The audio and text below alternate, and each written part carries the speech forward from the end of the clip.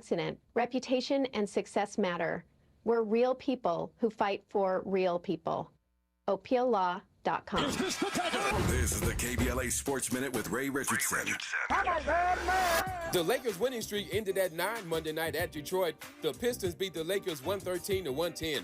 Somebody named Dennis Jenkins scored 6 of his 30 points in the final 34 seconds to help the Pistons secure the win. The Clippers are back at 500 after pounding Milwaukee 129-96. Kawhi Leonard had 28 points and 3 steals. The UCLA women's basketball team advanced to the Sweet 16 of the NCAA tournament for the 4th straight year. UCLA beat Oklahoma State 87-68. Lauren Betts dropped a career-high 35 points. The Bruins, 33-1, faced Minnesota Friday night in the Sacramento Regional. The season is over for the USC women's team. They lost by 40 in their second-round matchup at South Carolina. USC finishes at 18-14. You have to wonder how different things might have been this season for the Trojans with All-American Juju Watkins. No debates, no speculation, just the info you need. That's your KBLA Sports Minute. I'm Ray Richardson on KBLA Talk 1580. Girls who run the world, girls who run this mother. Women's History Month doesn't end. It crescendos. This Friday on KBLA Talk 1580, it's a total takeover. All day, all night. Women's voices only. Santita Jackson and Amanda Seals join our all-star lineup of women talkers as special guest host for the day. Oh my God! And our lineup of guests includes entrepreneurs, poets, elected officials, authors, activists, creatives, and music artists, including the Grammy Award-winning Faith Evans. I never knew there was love like this before. And Guapale.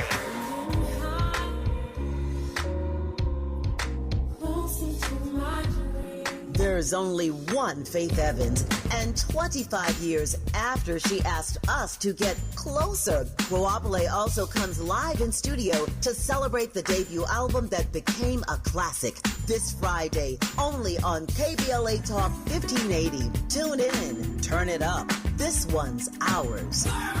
We run this mother.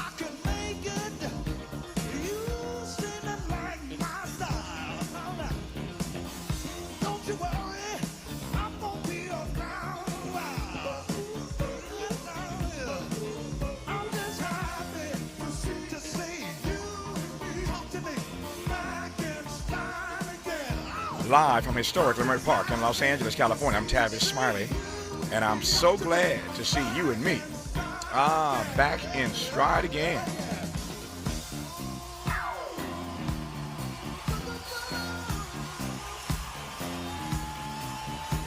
Before we get started with today's show, let me invite you to follow me on Facebook and Instagram at The Real Tavis Smiley, and get updates on X, that's formerly Twitter, at Tavis Smiley. By the way, should you miss any part of today's program or want to catch up on previous shows, you can always visit thetavissmileyshow.com. That's thetavissmileyshow.com, or wherever you get your podcast, and listen to the Tavis Smiley podcast version of this live program at your leisure. Another great show on tap for you today. In our second hour, Andrea Flores, immigration policy expert and former senior member of the Biden and Obama administration, shares her take on the newly confirmed Secretary of Homeland Security, Markwayne Mullin. He got through last night. He got through. Kristi Noem is out. Markwayne Mullin is in. We'll talk about what that means and how Democrats can find a winning message on immigration this fall in the midterms, to the extent that is possible. In our third hour, 2 more conversations. Up first, is the Target boycott on or off? It's hard to know what to believe these days. I'm hearing one thing from Jamal Bryant, something else, some other boycott organizers? Is the Target thing on or off? I don't know. We'll talk to civil rights attorney and founder of the Racial Justice Network, Nekima Levy Armstrong, who is in Minneapolis, where Target, as you know, is headquartered. On the B side of our 3, the Sweet 16 is set. Our sports guy, Ray Richardson, talks March Madness and more on the backside of our 3. And speaking of March Madness, a whole lot of folk have Michigan winning it all this year. See what I did there? And speaking of Michigan, we commenced today's show in conversation with University of Michigan professor and award-winning cultural translator Marcus Collins. Marcus, how are you, sir? I'm doing quite well. Always glad to be with you, my brother. Did you like that? Did you like what I did there? Did you like that? Man, that was really impressive. I mean, I'm not surprised, but I am impressed, Tavis. That was great. There you go. There you go. U of M has an amazing season, and so we will see what happens in the Sweet 16 this week. We'll talk about that on the backside of our final hour, as I said, with Ray Richardson. Okay, so Marcus, as I mentioned, is an award-winning cultural translator, and the timing of his being here today is propitious in the sense that there are a couple of imaging things, a couple of messaging things about issues that we've been talking about of late that I think Marcus can help us understand a bit better. He can help us do a deep dive on these. And the two things that are at the top of my mind today are obviously the Iran situation and the ICE at the airport situation. We've discussed this the last couple of days, but this hour is going to be a little bit different given the expertise that Marcus Collins brings to the table as a translator. I want to start with Donald Trump. So in the last 24 hours, in this seat yesterday, literally 24 hours ago at this very hour, I was talking about the fact that Donald Trump had put a statement out that for the next 5 days we were not going to bomb Iran. 5 days of a respite. They've been having conversations. As a matter of fact, Faraji, find me that exact quote from Truth Social that I read yesterday. I need that quote right quick. I'll share it with you. So I want to just read again what he posted on Truth Social. I'll get to that in a second here, once they're bringing in the studio here. But you recall that conversation. So Trump says we ain't bombing for 5 days. We're having these amazing conversations about ending all of our hostilities in the Middle East. He put a whole lot on this thing, right? And said, so we got a 5-day ceasefire while the conversations continue. That was his read yesterday. The Iranian people said, not so fast. We have not agreed to anything. And whatever intermediaries he's talking about, it ain't all that. And Iran has continued their attacks. They ain't stopped doing nothing as yet. So the messaging on this is all over the board. I mean, the fluctuations on this messaging are dizzying in the last 24 hours. It's as if nothing Donald Trump says can be believed. Nothing he says can actually be believed. You got the President of the United States telling you this thing is over at least for 5 days. There's a pause. And the Iranians say, ain't nobody said that. Ain't nobody said that over here. So here's Trump doubling down again yesterday. Based on preliminary conversations between the United States and Iran over the past 2 days, I've directed the Department of War to temporarily postpone planned strikes against major energy and electricity targets in Iran. We were planning tomorrow on shooting down some of their power plants, and we're going to hold that up. My whole life has been a negotiation, but with Iran, we've been negotiating for a long time, and this time they mean business. Now Iran has one more opportunity to end its threats to America and our allies, and we hope they take it. They want peace. They've agreed they will not have a nuclear weapon, et cetera, et cetera. But we'll see. You have to get it done. But I would say there's a very good chance. And so we're giving it 5 days, and then we're going to see where that takes us. And I would say at the end of this period, I think it could very well end up being a very good deal for everybody. As good as if we went all the way and just literally annihilated the place, which if we don't have to do that, that would be a good thing, not a bad thing. Wow. If we don't have to annihilate them, that'd be a good thing, not a bad thing. Iran is saying the exact opposite. Everything you just heard Donald Trump say, Iran said that ain't true. It's not true. And they're continuing their campaign. All right. Let me do this when we come forward, Miles. That's the Iran issue. Again, the messaging on this is all over the map. I want Marcus to talk about what that means as a translator here, culture translator. The other issue is ICE at airports. And if you did not hear what Steve Bannon said yesterday, y'all know Steve Bannon. If you didn't hear what he said about why these ICE agents are really in these airports, you need to hear this. So Bannon, as he always does, just spills all the tea. He just tells you everything. He ain't got no. He has no filter. Bannon just comes out with it. Not that Trump has a filter either. But when you hear what Bannon said about the real reason these ICE agents are at these airports, it's gonna mess with you. I'll give you that when we come forward on Tavis. BET and PBS, The Tom Joyner Morning Show, and NPR, the cover of Jet and the cover of Time. #1 on the New York Times bestsellers list, 20 honorary doctorate degrees, a dozen NAACP Image Awards, a star on the Hollywood Walk of Fame, a Presidential Lifetime Achievement Award. From talk shows to talk radio, nobody's ever done it better. You like that? This is Tavis Smiley.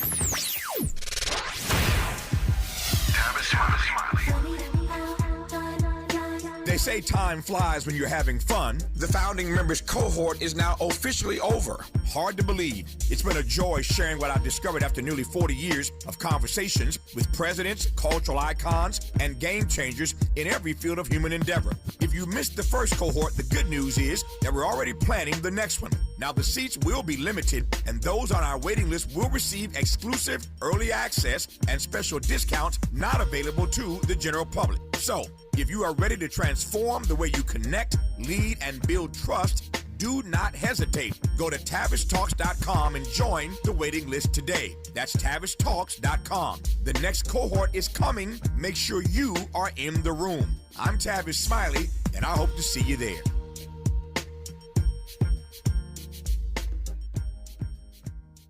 Don't you wish your life came with a warning app? Stop. That dog does not want to be petted. Just a little heads up before something bad happens. Move your coffee cup away from your computer. Oh, no. So you can have more control. Stop. You're texting your boss by mistake. Uh-oh.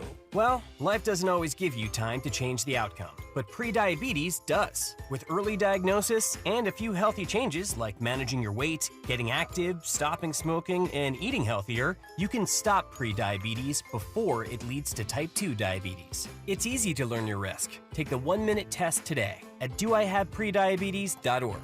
Warning. The cap is loose on that catch-up. Ugh. Don't wait. You have the power to change the outcome. Visit doihaveprediabetes.org today. That's doihaveprediabetes.org. Brought to you by the Ad Council and its prediabetes awareness partners. Roger and Tracy saved over $18,400. Cynthia was recovering from a family tragedy and saved over $10,300. If you are drowning in debt, then call Debt Blue. Debt Blue is a professional debt negotiation firm with over 20 years of experience helping people pay back a fraction of what they owe. Learn how to cut your debt up to half or maybe more. Be debt-free in 24 to 48 months, even with bad credit. With an A+ rating from the BBB, you can rest easy knowing Debt Blue is going to deliver guaranteed debt reduction. Debt Blue offers a success guarantee. You pay nothing unless your debt is reduced or completely resolved. That's right. You save money or it's free. Call now for significant debt relief and a free consultation. 800-200-8879. That's 800-200-8879. You don't have to declare bankruptcy. This program works if you owe $10,000, $20,000, or even $100,000 in debt. Call for your free consultation today. 800-200-8879. That's 800-200-8879. Freedom is an endless meeting. So let's get back to it with Tavis Smiley. All right, I'm pushing my way to Marcus Collins here in just a second once I set this frame, and I'll let him loose for the rest of the hour. So I just played, as you know, in case you've just tuned in, some audio from Donald Trump doubling down yesterday on this notion that for the next 5 days we are going to cease bombing in Iran because we're making such wonderful progress in these negotiations. Let me quote now from his Truth Social post yesterday. I'm pleased to report that the United States of America and the country of Iran have had over the last 2 days very good and productive conversations regarding a complete and total resolution of our hostilities in the Middle East based on the tenor and tone of these in-depth, detailed, and constructive conversations, which will continue throughout the week. I have instructed the Department of War to postpone any and all military strikes against Iranian power plants and energy infrastructure for a 5-day period, subject to the success of the ongoing meetings and discussions. Thank you for your attention to this matter. President Donald J. Trump. You heard those words, in-depth, detailed, and constructive conversations. Now, Mr. Trump, as of today, as of this moment, has declined to disclose who we, the U.S., have been communicating with in Iran. except to say it is not the newly appointed leader. That's the guy we ain't talking to. Just think about that for a second. So who are we talking to? I don't know. Multiple officials in Iran have denied that the country has had any direct talks with the United States. The spokesman for their foreign ministry said that Iran has held no direct talks with the U.S. during the entire conflict. The Speaker of their parliament said that claims of these negotiations by Donald Trump are being used to, and I quote, manipulate the financial and oil markets and escape the quagmire in which the U.S. and Israel are trapped. Close quote. It's all about the markets. It's about the oil.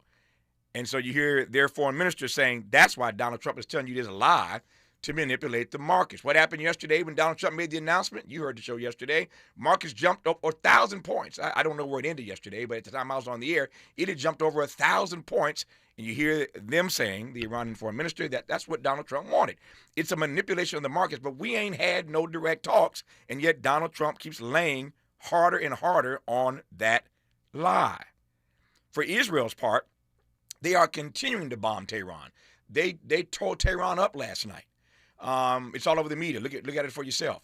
So even as Donald Trump is saying there's a cessation of bombing on our part, Israel is still going in. So I don't know what the takeaway for the Iranians really is, that we're not bombing, but they're still getting obliterated, to use Donald Trump's word, by Israel. All right, let me pause for a second. That's the Iranian piece. Let me put one more piece out here, and I'm done, and I'll let Marcus run. All right, so that's Iran. Here is what Bannon said. Steve Bannon, you all know, had this to say yesterday about the real reason that ICE agents are at airports. Listen for yourself. We can use what's happening with these ICE helping out at the airports. We can use this as a test run, as a test case to really perfect ICE's involvement in the 2026 midterm elections. And remember, they said they're not going to work the X-rays. It's too complicated. They're not trained for it, but they're trained to, wait for it, check IDs. That's why it's perfect training for the fall of 2026. This is why it's such a brilliant, this is another 5D chess move for President Trump. Let's get ICE into the airports to help out to the lines. They can't work the machines. You know what to do? Just walk them down. Hey, we're speed thing too. Can we check your IDs? ICE is going to be there in the fall of 26, just like they're in the airports today. So from the war room, suck on that. From the war room, suck on that. It's all a test case for the midterms and the role that ICE will play vis-a-vis voter intimidation come November. You heard it from Steve Bannon. All right, Marcus, you still with me? I'm with you, man. I know it's a lot. That's a whole lot, man. I know it's a whole lot, and I thank you for your patience. Sometimes the framing matters, and certainly in the first hour, and so I thank you again for just standing by while I got all that out. Now, the rest of this hour belongs to you. Let's start with Iran. Now, we talk politics every day. I didn't invite you on for the politics of it. Go there as you will and at your own risk. But I invited you on because it's the messaging here that's all over the map. And as a cultural translator, what are the American people to believe? How do we put any confidence, any faith, any stock in anything that leaders are telling us when the storyline, the narrative changes every single day, and at this moment of high drama, you got the president telling you one thing and Iran saying something totally different. All right, I'm done, Marcus. It's all yours. I mean, the chaos is the point. That's the entire point of all this. You know, I think about that clip you just played of Steve Bannon saying this is a chess move. It's like, this isn't chess, this is checkers. It's very, very clear what's happening here. The idea is that if we can sow doubt in reality and what our eyes can see and what our ears can hear, now the one sowing doubt in reality has the freedom, has the power, the agency to construct a new reality for people to buy into. Right? It's like, you know, what's that George Orwell quote that said, the party that told you to reject evidence of your eyes and ears, it was their final, most essential command. And people have been saying that over and over. But it's the latter part of that quote, the other end of that quote that really gets me. It says, and if all others accepted the lie which the party imposed, if all records told the same tale, then the lie passed into history and became truth.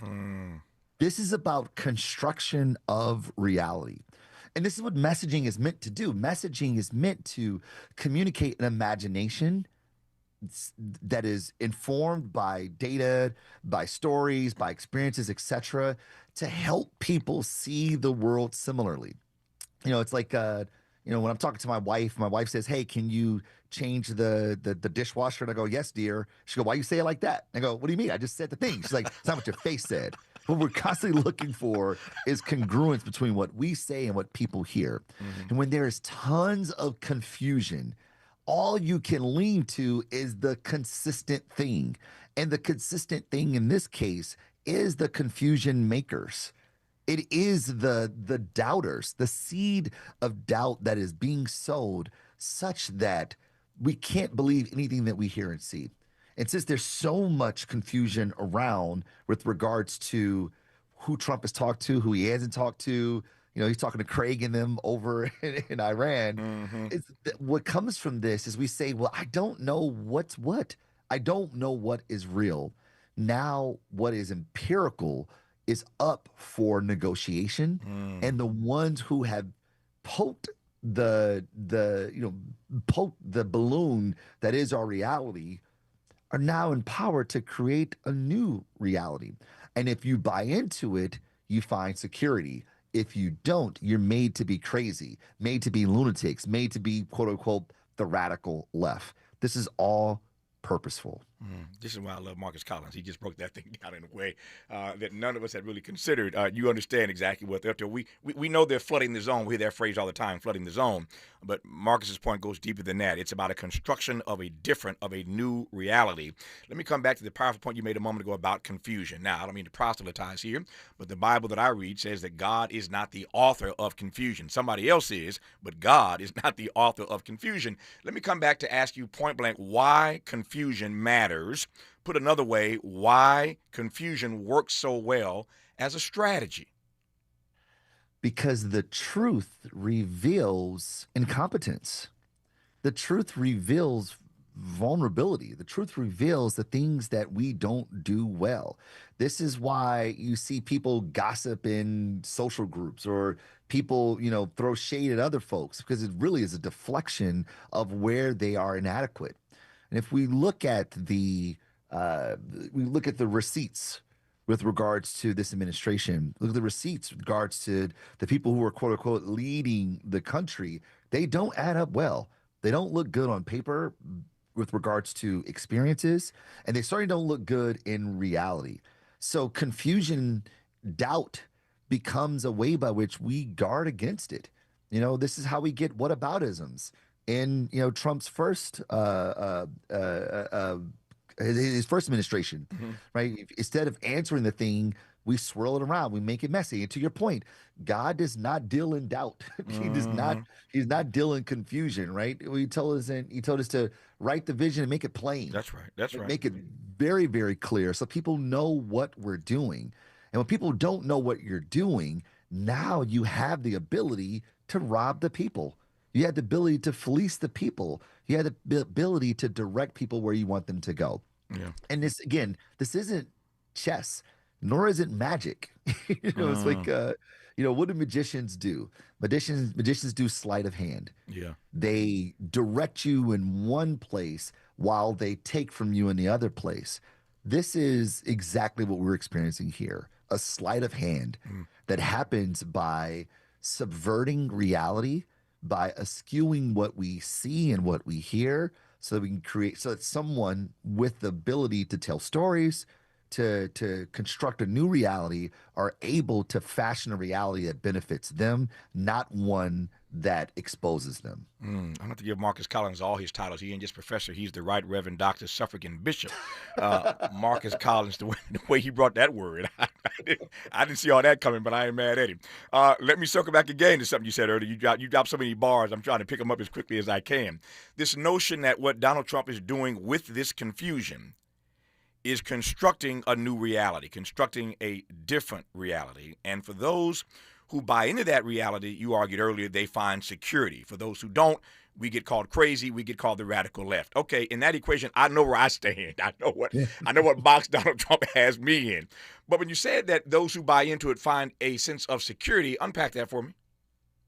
The idea there is that, when you're hurting, when things don't seem to be going right, the last thing you want to do is sort of take accountability for it, to go, what did I do wrong? That it's just sort of human nature.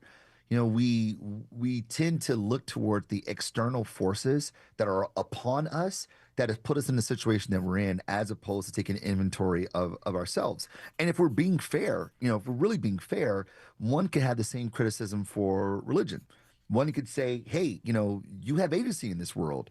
And the things that are happening to you are of your own control, as opposed to one saying, no, God is directing all of this, and this is his divine will. So if I'm in this place, it's because God has made it so. And we find solace in that. Me, present company included, we find solace in this, saying that if this is God's divine will, then it is perfect. And there is something that I'm supposed to get out of this. There's a benefit that I'm gonna get out of this. Just after the darkest of night is the day, right? So we find comfort in that. I'm in a bad place right now because there's something greater at play that's going to benefit me. Yeah. We secularize that to the political state of the country today. There are people saying, I am hurting right now. Like, I am not, and my lot in life is not one that I thought I would have, or that I hoped for, that I worked for. All the many things that are not a demonstration of the imagination I had in my mind that is my life. I could say, you know what? Trump's going to make it happen. Yeah. Trump's going to make it happen. I wasn't able to go to college because I couldn't afford it. I wasn't able to have those, big highfalutin jobs. That's because of immigrants. That's because of illegal aliens. It's because of DEI. All these other things, the confusion that's been sowed, the lies that have been told, help me justify my lot in life that does not marry up to what I'd hoped for. And in that, I find comfort even when I'm hurting. Even when things aren't working well for me, I find comfort in that. So this new imagination, this new reality is being constructed, is one that helps me justify my existence and helps become a comforter in those places of pain. Got 90 seconds. I'll let you start on this. We'll continue when we come forward. God, I got you for the rest of the hour. Since we're leaning in theologically, let me go in a little deeper. I also read somewhere that there are those who believe, read it in a few places, in fact, there are those who believe that Trump is God's man of action for such a time as this. For such a time as this. So what you just said isn't something to be dismissed so easily. It ought to be taken seriously. But again, there are those, particularly after you survived the assassination attempt, who believe that this is all in divine order. There is an argument to be made there on both sides, by the way. There are people who believe that this is God's will, and therefore Trump is a vessel for that, right? And even folks like us who believe in the divine Trinity, the Holy Trinity, and say that like this too is God's will. I mean, God put some really rough kings in the face of Israel that helped, that they had to overcome for whatever wrongdoings or to get them on the other side. There's Cyrus, who was like a really tough guy, right? That was a prosecutor of God's people, but he enable God's people to prosper. I mean, this is sort of the beauty of culture, in that like we are constantly just trying to make meaning of the world around us, and culture helps us do that, whether it's theological through religion or whether it's through our ethnic backgrounds. We are constantly trying to make meaning of the world, and the messages that we consume, be they stories, be they folklore, they become ways by which we make random feel real, feel meaningful. I love Marcus's transparency, his honesty on that question. He acknowledged that there are legitimate arguments that can be made on both sides of that question about whether or not Donald Trump is God's man for such a time as this. typically people in liberal, progressive spaces won't give you that kind of honesty. They will obliterate. There's that word again. They will crush that particular argument. They won't tell you there's a legitimate case to be made on either side of that question and then unpack it the way that Marcus did. I would only say this, that God has a perfect will. He also has a permissible will. Don't confuse the two. The permissible ain't always the perfect will. I digress on that for now. This is getting deep. Marcus Collins on Tavis Smiley. Helping to stretch your moral and political imagination. This is Tavis Smiley.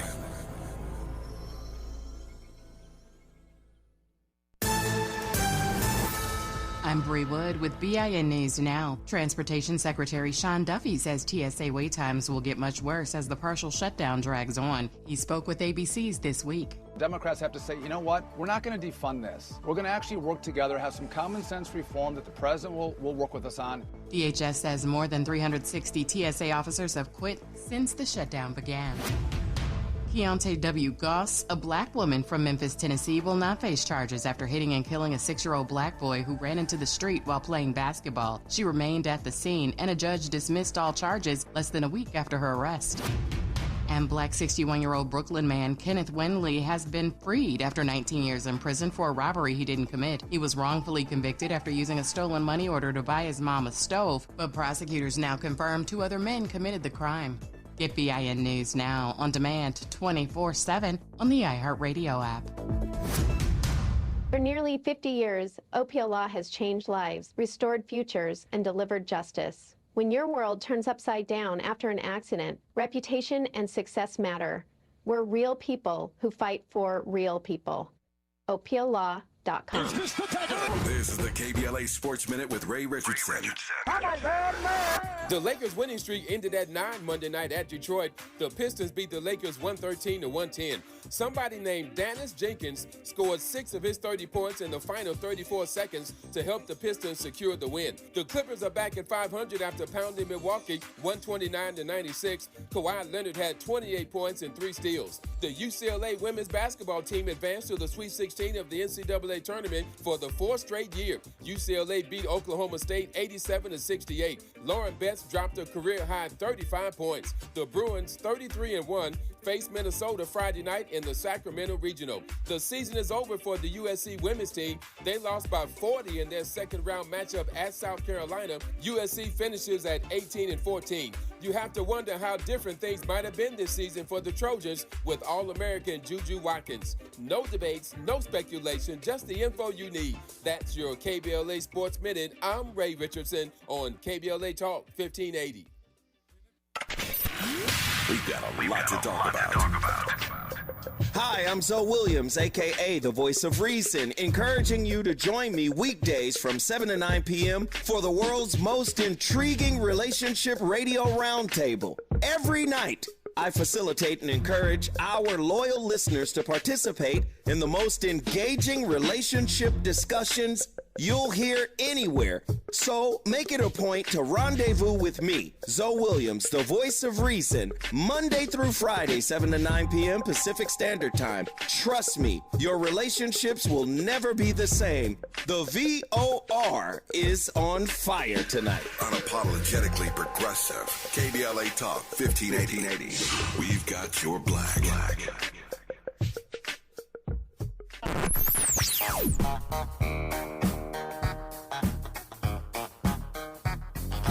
This is KBLA Talk 1580. Talk radio. That's music to your ears. We're unapologetically progressive. KBLA Talk 1580. When your car is making a strange noise, no matter what it is, you can't just pretend it's not happening. That's an interesting sound. It's like your mental health. If you're struggling and feeling overwhelmed, it's important to do something about it. It can be as simple as talking to someone in your community, or just taking a deep, calming breath when you need it. Nice. For mental health resources, check out loveyourmindtoday.org. At loveyourmindtoday.org, you'll find information that may help you get through a tough time. Dealing with stress, how to navigate difficulties like financial worries, anger, substance use, and more. You can also find real stories of how people navigated their own mental health challenges. Because once you start to address the problem, you can go so much further. Visit loveyourmindtoday.org. That's loveyourmindtoday.org. Brought to you by the Huntsman Mental Health Institute and the Ad Council. Where you eating at? Hi, I'm Greg Doolin, inviting you to a special celebration of Women's History Month. Join KBLA Talk 1580 for its annual symposium, The State of Black Women in LA. Broadcast live from Doolin's Soul Food on Crenshaw, Friday, March 27th, 6 a.m. to 9 a.m., moderated by Dominique DePrima. And yes, breakfast is just $15.80. Come get fed twice. Your stomach and your mind will thank you. We'll see you Friday morning, March 27th, 6 a.m. to 9 a.m. at Doolin's Soul Food on Crenshaw for the State of Black Women in LA. Broadcast live only on KBLA Talk 1580.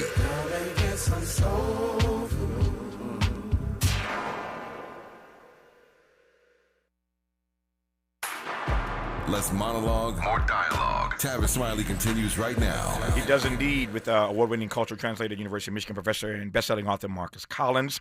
His book, by the way, his best-selling book, is called For the Culture, The Power Behind What We Buy, What We Do, and Who We Want to Be. I love tapping into his mind, his big brain, in moments like these, where we're trying to understand what's being thrown at us, and it's being thrown at us so fast and so furiously that it's hard to process in real time exactly what all this means. And so every now and then you need to tap into the mind of a cultural translator that can break this stuff down. If you missed the first half hour of this conversation, you missed a good one, explaining what all this messaging on Iran means. Donald Trump is saying that there's a respite in the bombing, and we're making great progress in negotiations with Iran to end all of our hostilities in the Middle East. Iran saying that ain't true.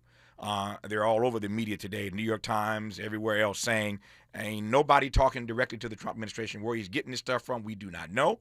But their campaign continues, as does Israel's campaign of bombing Iran. They dropped a whole bunch of bombs last night on Tehran. And so we may have stopped for a few days, but Israel has not.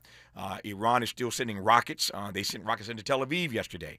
So the fighting is not stopped, even as Donald Trump says we're making progress in negotiations. Iran again says that is not true. And then, if you just tuned in, you missed a pretty scary and arresting clip from Steve Bannon, Donald Trump's guy, saying that these ICE agents at airports are a test case. It's a chess move he put by Donald Trump.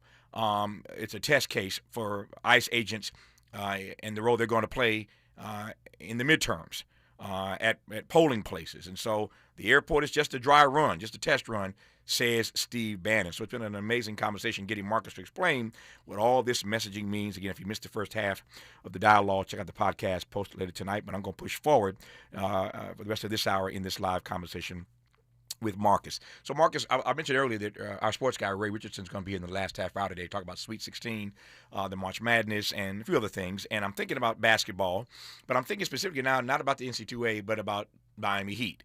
Everybody knows a couple weeks ago, Bam Adebayo set a record, 83 points, broke Kobe's record. And the Kobe fans were all sad about that. But Kobe had, 81 miles? Was 81? Bam goes for 83, sets a record. Of course, Wilt Chamberlain has the record, 100 points scored in one game. But Bam goes for 83 in one game. Why do I raise that in this conversation? I raise it because Bam has been catching so much Hades over the last couple of weeks about that 83 and about the way he got the 83. How he scored these points at the end of the game. They came on free throws. His coach was instructing players to foul so that Bam could get to the line. So it's just, anyway, if you're not a basketball fan, this may be over your head, but let me just bring this down here. So Bam scores 83, but there's all this consternation and all this conversation about how he scored the 83 points. But here's my point. Bam scored 83 points. And Bam was in the record books no matter what you have to say about how he got to 83. Here's my point, Marcus. Donald Trump, you mentioned earlier, has become very, very good at sleight of hand. You said all this is, right now, is sleight of hand. Donald Trump is trying to construct a new reality. He's saying, like a magician, don't look over here, look over here. It's all sleight of hand. I am not suggesting that sleight of hand is, how might I put this? I'm not suggesting that sleight of hand is necessarily a virtue. but it's a winning strategy for Donald Trump. And I wonder how he got so good at it and whether Democrats ought to try some of the plays in Donald Trump's playbook. A virtue it might not be, but it's working for him. It is. It is working for him. That's a really good analogy, by the way. It's working for him for sure, and it's been his playbook for decades. You know, we get the meme of Donald Trump, the businessman, but we get the wake of bankruptcy, the wake of lawsuits. That's evidence that he actually is not a good businessman. You know, what he is a good entertainer. He puts on a good show. And we have evidence of that through The Apprentice and evidence of that in 2016 too. You know, there's people who would make jokes about Donald Trump and laugh and be like, yeah, he's the worst person ever. You know, it's like, it's sort of this duality that's at play here. And I think you go, well, I mean, look at that and say, well, what if I copy that? And, you know, since we started this theme from a theological perspective, like the Bible gives us some understanding there too. You know, David said, when I looked at my enemies who were out there doing evil things, you know, my foot well nigh slipped. I looked at them and looked at them prosper and says, well, why aren't I prospering? And for a moment there, I almost copied their ways until I went to the sanctuary, right, and saw what is right. And I think that, you know, in moments of moral bankruptcy, it's easy to rely on things that are deceptive because they are easy wins today. They're easy wins today. But what we are endeavoring to do as a society is to establish foundations so that our children's children will be afforded things that we didn't have, that they have a better world than we had, just like our ancestors did for us, especially here in this country. If we're playing the shorthand, we're playing the short game, then sure, you know, let's do the things that are morally bankrupt. Let's do things that have much integrity. But if we're playing the long game, then our efforts, our strategies have to be based on the long-term time horizon. Now, that doesn't mean that we can't tell good stories. That doesn't mean that we can't put on a good show, as it were. You know, the Cosby Show was just as good as, you know, any other show. Like, you know, it was good television, save for what you think about Bill Cosby. But the Huxtables, that was a great show. It was an amazing show, and it was virtuous. Yeah. And the idea there is that we too can put on a good show, just like God's people can tell good stories, right? God's people can still live a full life without doing things that are outside the confines of what it means to be righteous. The same thing goes in this metaphor, that from a political perspective, we can do things that are prosperous, that are upright, that are just, that are righteous, and still drive impact, and still lead the country, and still be competitive and do all the things that we want to do. But it requires us leveraging what we know of humanity.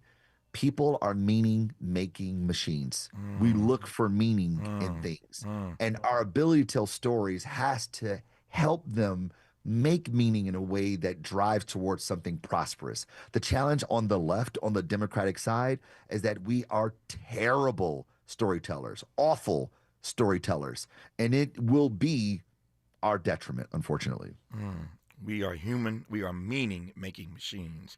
We humans, we Homo sapiens, are human, meaning rather. I'll get his quote right, meaning-making machines. Say that fast 3 times. That's what we are. We are meaning-making machines. I love that, and the way that Marcus sort of broke that down. Let me go back to, let me just set this up now, and I'll let you respond when we come forward here, because 30 seconds ain't going to do justice to the answer I want to hear from you. You mentioned that Orwellian quote. You laid out a beautiful quote from Orwell earlier, and I want to circle back to that because when you talk about Donald Trump and his intent to construct a new reality that will be on the record, as Orwell suggested, for years to come. It is one thing, as you mentioned, Marcus, for Donald Trump to have victories in the short term, to have victories today. But what about tomorrow? And that's my question. What does what Donald Trump is doing today really mean for tomorrow when the history is written about this particular moment. If what he is advancing becomes the truth, it becomes the narrative, it becomes the record, it becomes what historians will write and historians will say, what does all that mean? That's the question for Marcus when we come forward on Tavis Smiley. From California to the Carolinas, everybody's listening to Tavis. More when we come forward.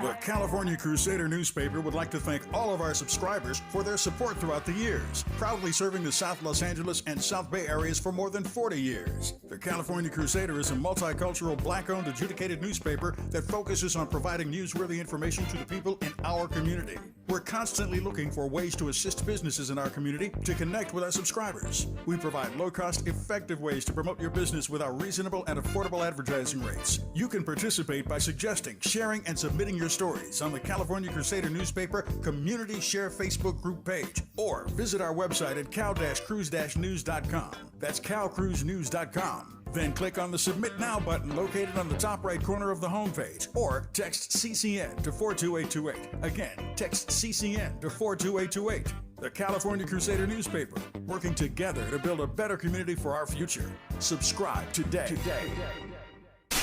All the women who independent, throw your hands up at me. This March, we're turning up the volume on the women who changed everything. KBLA Talk 1580 is proud to celebrate Women's History Month, honoring the trailblazers, truth tellers, and game changers who shaped our world, our culture, and our community. From the freedom fighters to the firsts, from the boardroom to the front lines, from the unsung to the unforgettable. All month long, we're celebrating the stories, the voices, and the conversations that remind us that women, Black women, have always led the way. Don't miss a moment. This is our moment. This is our story. Stay tuned to KBLA Talk 1580, Los Angeles' home for the conversations that matter. I'm your girl, you're my girl, we your girls. Won't you know that we love you? Hi, I'm Dominique DePrima, and I'm on the mic here every weekday morning from 6 to 9 a.m. Please join me for expert guests, news, analysis, and always your phone calls. Spread the word. Tell a friend. Dominique DePrima from Home Turf, Street Science, Front Page, the former Angel, now holding down your mornings, exclusively on KBLA Talk 1580. And we're live here outside the Perez family home, just waiting for the... And there they go, almost on time this morning. Mom is coming out the front door strong with a double-arm kid carry. Looks like Dad has the bags. Daughter is bringing up the rear. Oh, but the diaper bag wasn't closed. Diapers and toys are everywhere. Ooh, but Mom has just nailed the perfect car seat buckle for the toddler. And now the eldest daughter, who looks to be about 9 or 10, has secured herself in the booster seat. Dad zips the bag closed, and they're off. But looks like Mom doesn't realize her coffee cup is still on the roof of the car. And there it goes. Oh, that's a shame. That mug was a fam favorite. Don't sweat the small stuff. Just nail the big stuff, like making sure your kids are buckled correctly in the right seat for their age and size. Learn more at nhtsa.gov/the right seat. Visit nhtsa.gov/the right seat. Brought to you by NHTSA and the Ad Council.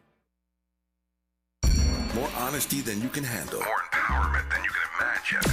You're tuned in to Tavis Smiley. Tavis Smiley and Marcus Collins, who has taught us in this hour that Donald Trump is really all about constructing a new reality.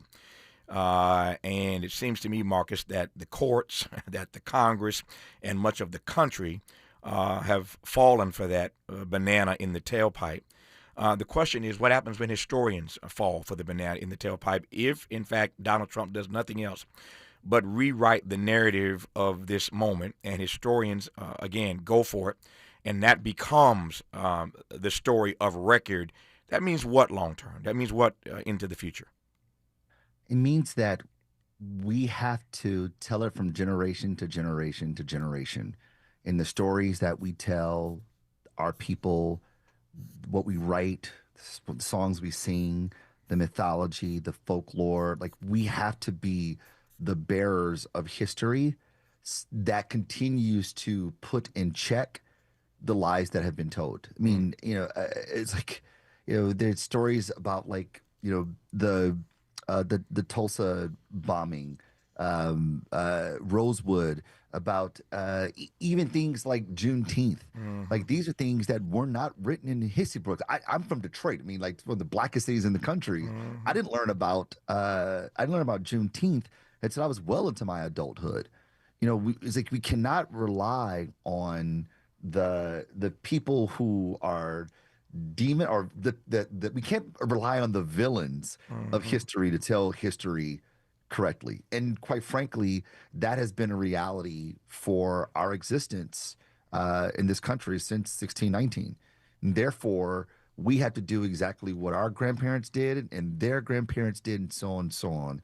Continue to preach the gospel so that the people after us understand the truth and continue to fight against the oppression of lies. There's a great quote by Marshall McLuhan. He's a theorist. He said that the media is the message, that the manner in which things are communicated is the actual communication. But I think about it through the lens of Neil Postman, who was a theorist at NYU. He said the media is the metaphor. It's the metaphor in all this. The fact that ICE is at airports, it's not just to potentially check IDs, because they're not even doing that right now. What it is it's the metaphor that we are getting ready for a police state, and one that the person who runs the police are the ones who are going to write the history for what's to come.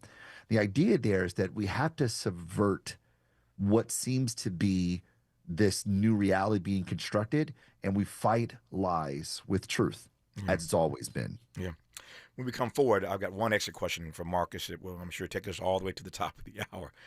Given his point about the fact that we can't rely and allow, for that matter, villains to tell the history in this country, we can't allow that, although Marcus will admit that's precisely what has happened for all the years that we've been writing American history. The villains have, in fact, been telling the story.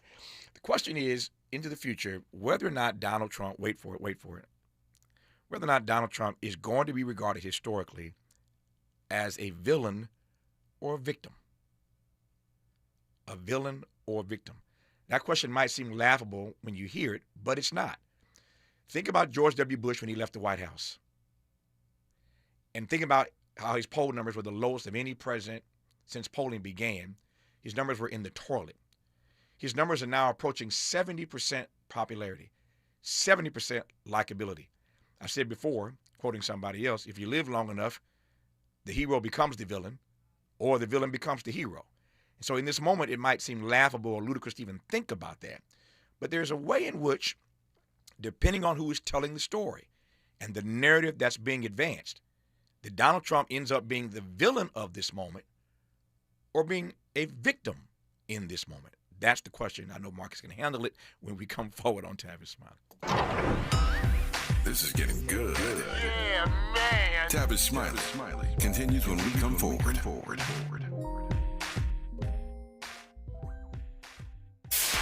KBLA Talk 1580. We've got a lot to talk about. KBLA Talk 1580 is connecting you with services and solutions. Domestic violence and family violence is when someone in an intimate or family relationship tries to gain or maintain power and control over another through a wide range of abusive behaviors. Every single act may amount to abuse. Abuse can take on various forms: psychological and emotional, physical and economic, and sexual abuse. The Genesee Center Incorporated is a nationally recognized nonprofit domestic violence prevention and intervention organization, housing women and children from 30 days up to 2 years through emergency and transitional shelters. The Genesee Center also provides support services like mental health counseling, life skills classes, computer training, job referrals, after-school programs for children, field trips, tutoring, and comprehensive of direct legal services. If you need help or you'd like to donate or volunteer, call the Genesee Hotline, 1-800-479-7328. That's 1-800-479-7328, or visit Genesee.org. Everyone has the right to be safe. This is a community call to action from KBLA Talk 1580.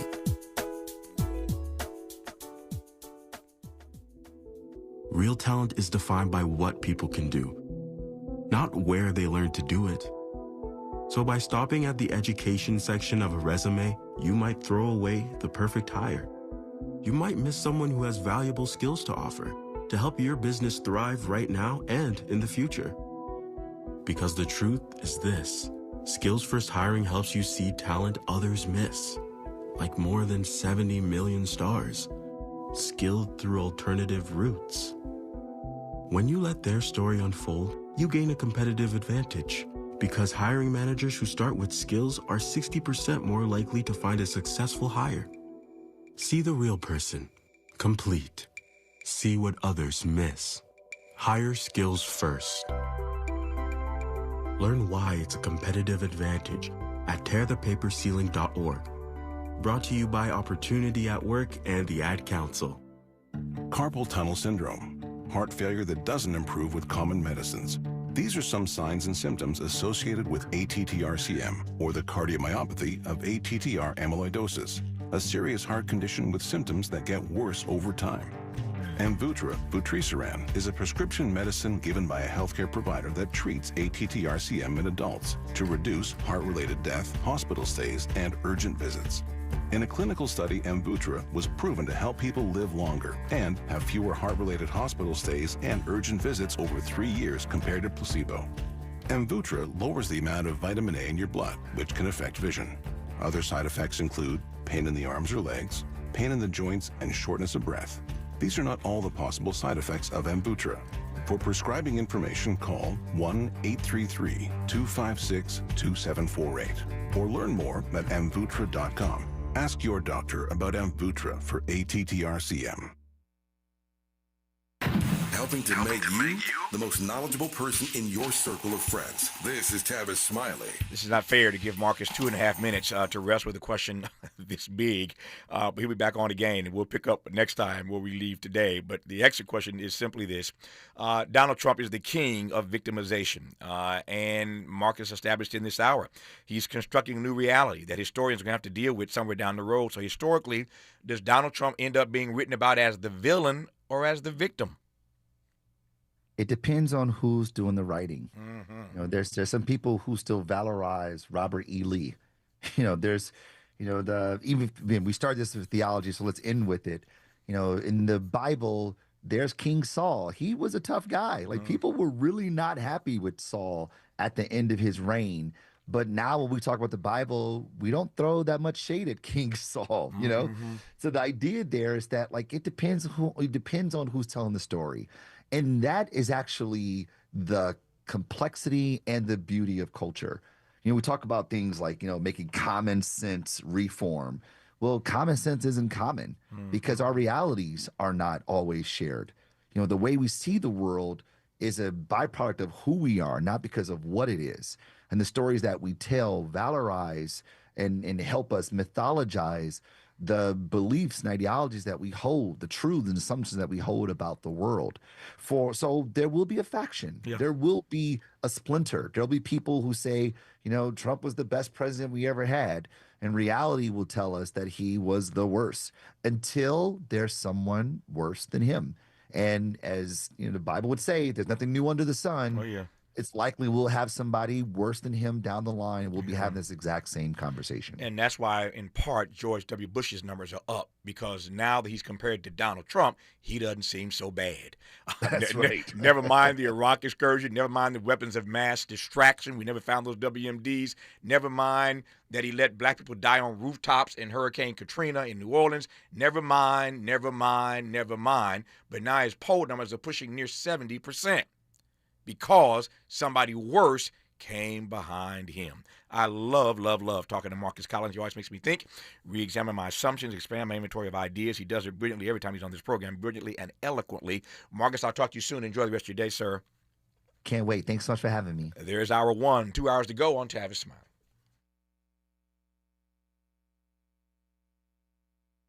KBLA 1580 Santa Monica.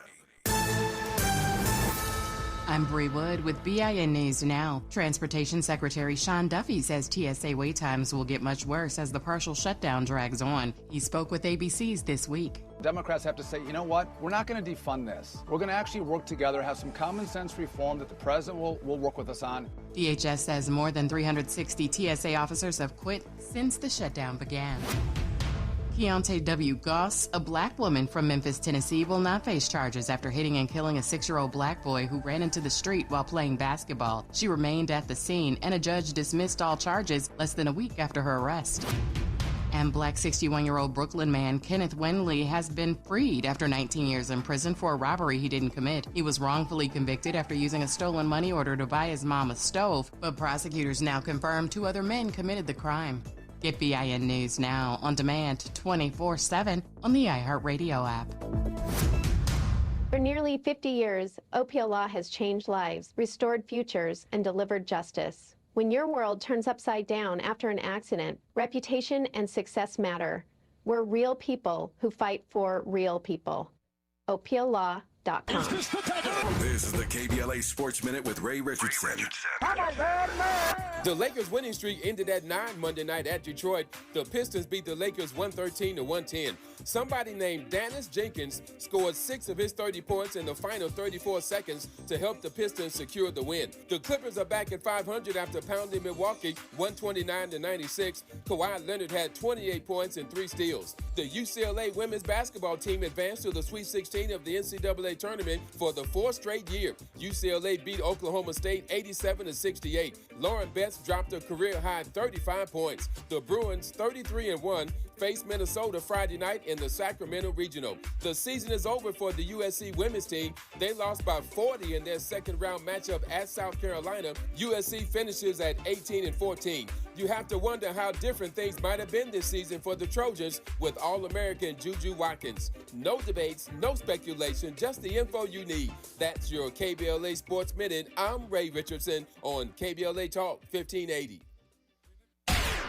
Girls, who run the world? Girls, who run this mother? Women's History Month doesn't end. It crescendos. This Friday on KBLA Talk 1580, it's a total takeover. All day, all night. Women's voices only. Santita Jackson and Amanda Seals join our all-star lineup of women talkers as special guest host for the day. Oh my God! And our lineup of guests includes entrepreneurs, poets, elected officials, authors, activists, creatives, and music artists, including the Grammy Award-winning Faith Evans. I never knew there was a love like this before. And Guapale.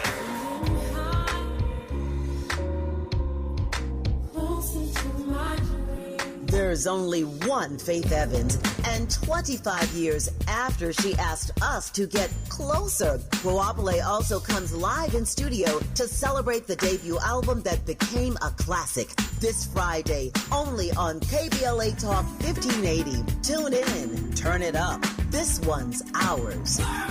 We run this mother.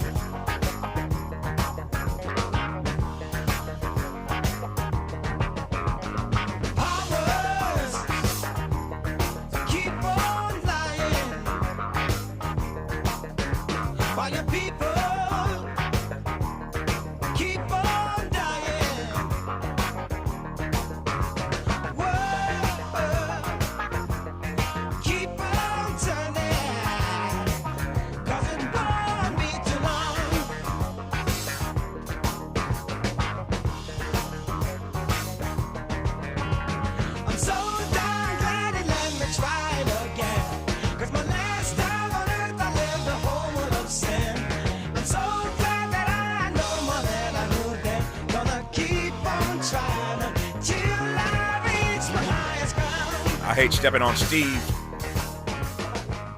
Hate stepping on Stevie Wonder. But we got to get to higher ground, so we better get moving here in hour 2. Thank you, Stevie. In this hour, conversation is promised with Andrea Flores, immigration policy expert at fwd.us. That's forward.us. And I'll let her explain that in a second here. But immigration policy expert, former senior member of the Biden and Obama administrations. And I invited her on to share her take on the newly confirmed Secretary of Homeland Security, Markwayne Mullin. He got through last night. We'll talk also about how Democrats can find a winning message on immigration this fall in the midterms, assuming that's possible. I'll ask her that question as well. Let me start with this, though. Here's what it sounded like last night when Mr. Mullin got through. On this vote, the ayes are 54, the nays are 45. The nomination of Markwayne Mullin of Oklahoma to be Secretary of Homeland Security is confirmed.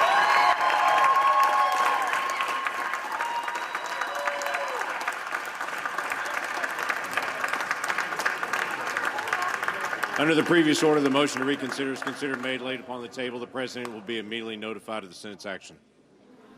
So it's official. Markwayne Mullin is now the new Secretary of Homeland Security. As you know, Kristi Noem got pushed out, I think for a number of reasons, not the least of which is that she threw Donald Trump under the bus, saying he knew about the $200 million PR blitz that she did featuring herself. He said he knew nothing about it.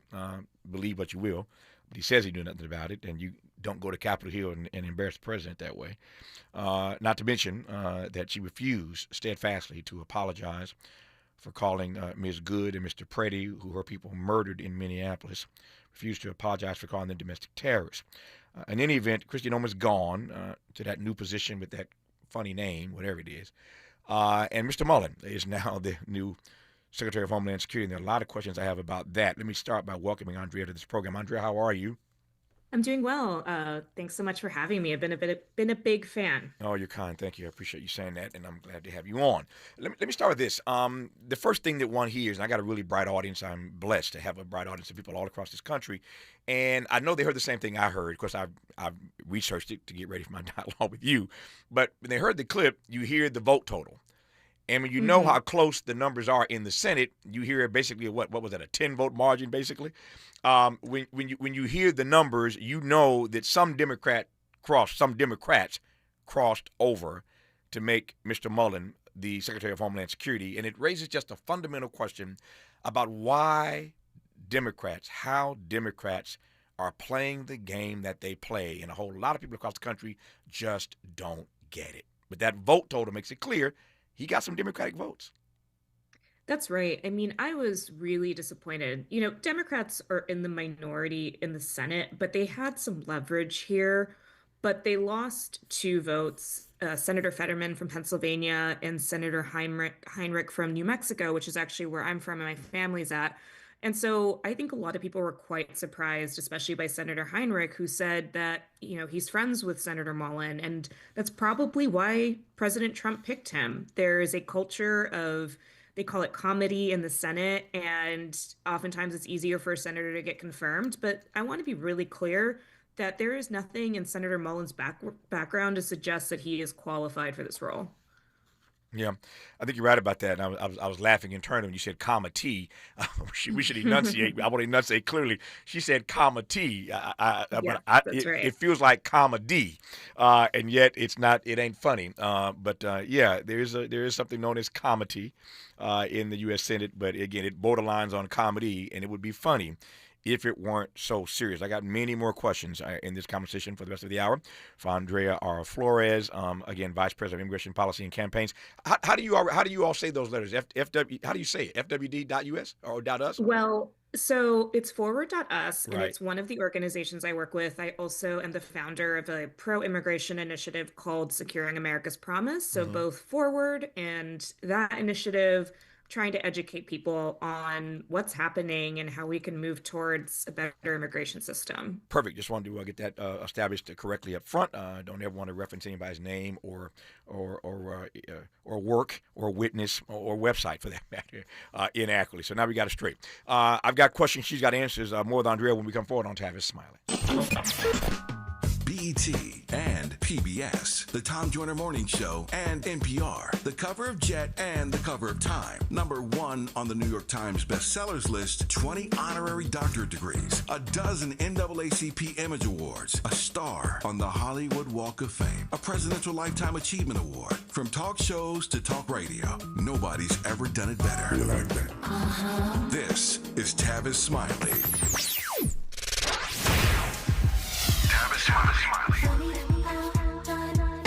They say time flies when you're having fun. The founding members cohort is now officially over. Hard to believe. It's been a joy sharing what I've discovered after nearly 40 years of conversations with presidents, cultural icons, and game changers in every field of human endeavor. If you missed the first cohort, the good news is that we're already planning the next one. Now the seats will be limited, and those on our waiting list will receive exclusive early access and special discounts not available to the general public. So, if you are ready to transform the way you connect, lead, and build trust, do not hesitate. Go to TavisTalks.com and join the waiting list today. That's TavisTalks.com. The next cohort is coming. Make sure you are in the room. I'm Tavis Smiley, and I hope to see you there.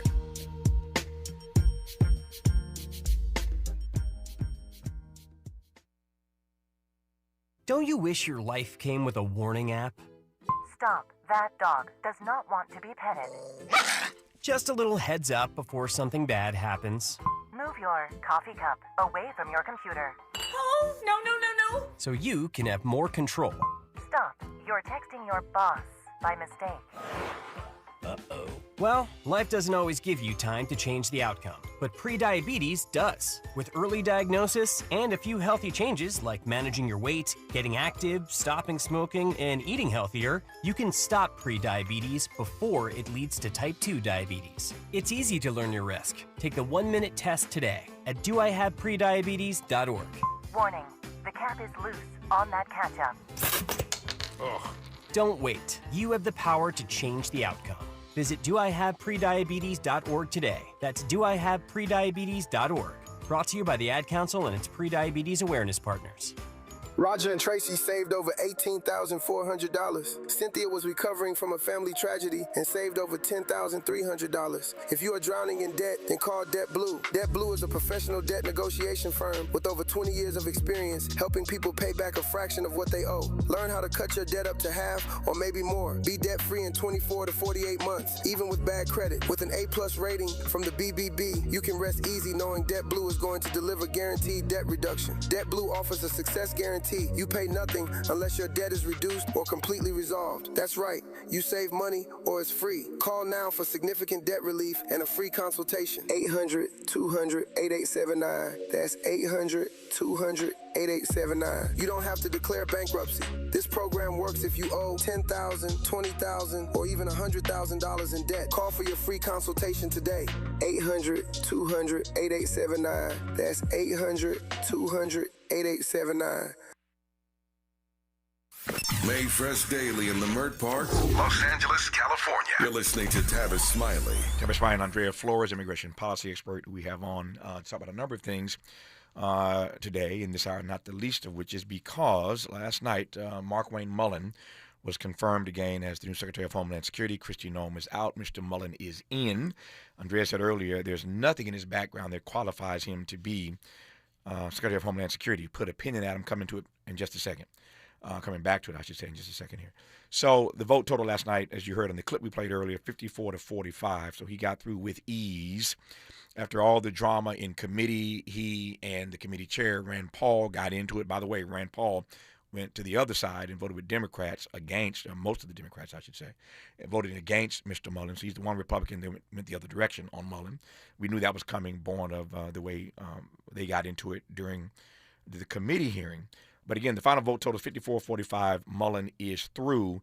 And yet, I repeat for the second or third time now what Andrea Flores said earlier, that there's nothing in his background that qualifies him to be Secretary of Homeland Security. Now, here's where I want to go with that, Andrea. It ain't just Mr. Mullin, pardon my English. I could run a long list. In fact, most of the members in Donald Trump's cabinet are not qualified to be there. And yet, if I had the time, I wish I did, I would go back and pull the vote totals on all of those nominees, including Pete Hegseth. I would pull the vote totals on all of those nominees, and you know the story that the numbers would tell. I recognize, and I'm not stuck on stupid, I get that to the victor goes the spoils. The president gets to choose the persons he, one day maybe she, wants to nominate. That's the president's prerogative. I get that.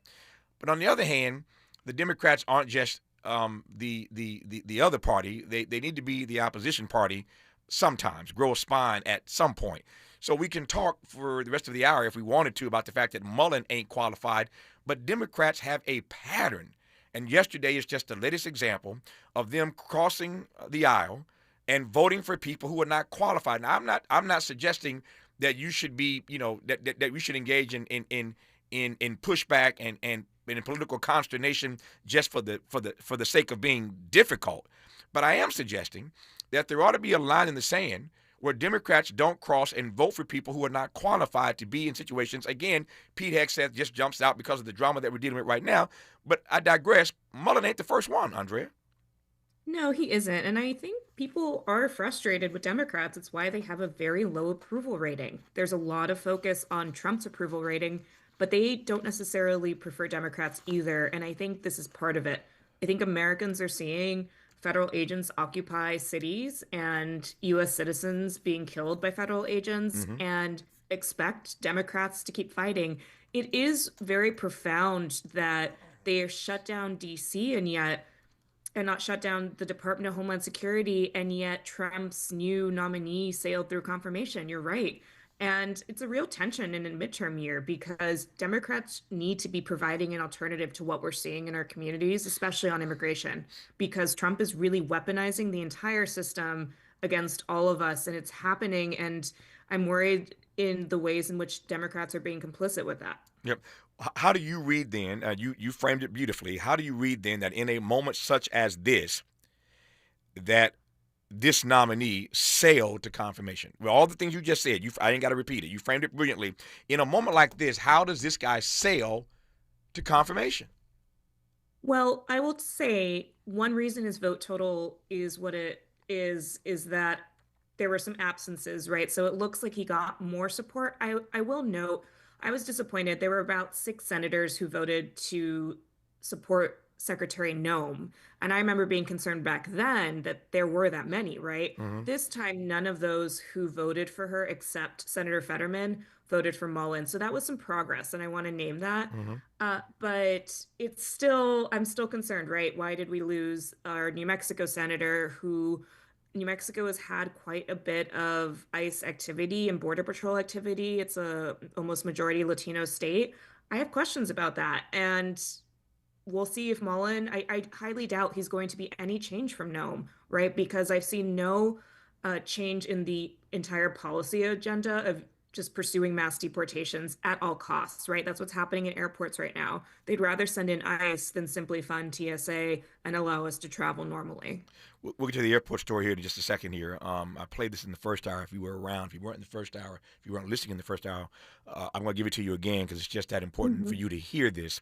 If you did not hear Steve Bannon yesterday on why these ICE agents are really inside these airports, I'm going to play it for you.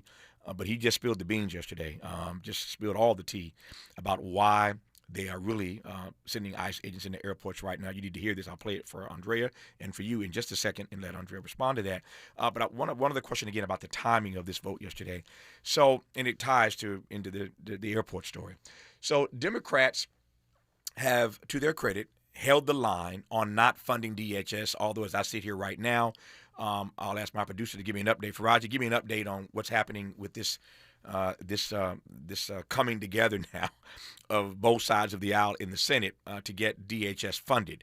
There's a carve-out that they've been discussing about what they won't fund, but both sides in the Senate right now, they were up late last night again, and I came on the air an hour and a half ago. They were still at it. We'll see where they are now, but both sides are now in the Senate coming together to figure out how to get DHS funded. Why? As Andrea said earlier, because fellow citizens are getting upset about these long lines at airports. Now you got ICE agents at airports. So the Senate realizes that something needs to get done.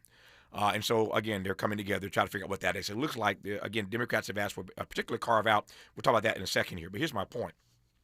While they're holding the line on funding DHS because of the way that Donald Trump and Homeland Security and Kristi Noem and ICE agents showed up, because they're killing fellow citizens in Minneapolis, because they got folk who are on lockdown who've not been given a hearing, because there are folk, frankly, who have died in custody. It's not just Mr. Preddy and Ms. Good. That's enough. But there are folk who've died in custody as well that we don't talk about. So that number is far greater than just the two names that we seem to know in these conversations.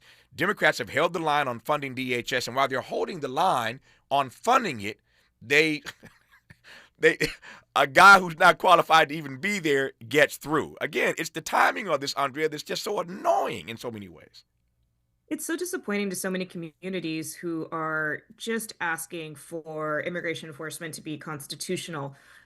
People need to understand the asks that Democrats have put to the White House are pretty simple. It's asking for a warrant before you enter someone's home. It's taking off masks when you're policing a community. I mean, these are really, really basic. And it's making Republicans look quite bad that they want to justify, no, we want ICE agents to have the ability to bust into your home. But I want to talk about what's maybe on the table, because I'm concerned that Democrats take a deal where part of ICE is unfunded. But everyone needs to remember they have $175 billion in their coffers, right? So that's not slowing them down. And it's also not getting the assurance that the types of things we're seeing in detention centers and on the streets of communities are actually going to end or become more humane in any way. So I'm worried about what I've heard so far about the deal. We'll come back to the deal here in just a second. Let me give you this Steve Bannon clip that I referenced a moment ago. That's going to push us in the direction I think we want to take this conversation. So here's Bannon yesterday talking about, again, the real reason ICE agents are inside of airports as we speak. We can use what's happening with these ICE helping out at the airports. We can use this as a test run, as a test case to really perfect ICE's involvement in the 2026 midterm elections. And remember, they said they're not going to work the X-rays. It's too complicated. They're not trained for it, but they're trained to, wait for it, check IDs. That's why it's perfect training for the fall of 2026. This is why it's such a brilliant, this is another 5D chess move for President Trump. Let's get ICE into the airports to help out to the lines. They can't work the machines. You know what to do? Just walk them down. Hey, we're going to speed things too. Can we check your IDs? ICE is going to be there in the fall of 26, just like they're in the airports today. So from the war room, suck on that. From the war room, Andrea, suck on that. It's a brilliant chess move by Donald Trump. There you hear Bannon telling you in plain English why these ICE agents are inside these airports. It is a test run. Talk to me, Andrea. It's interesting. I've been in DC for a long time, and we love to be surprised, even though they're telling us exactly what they're trying to do.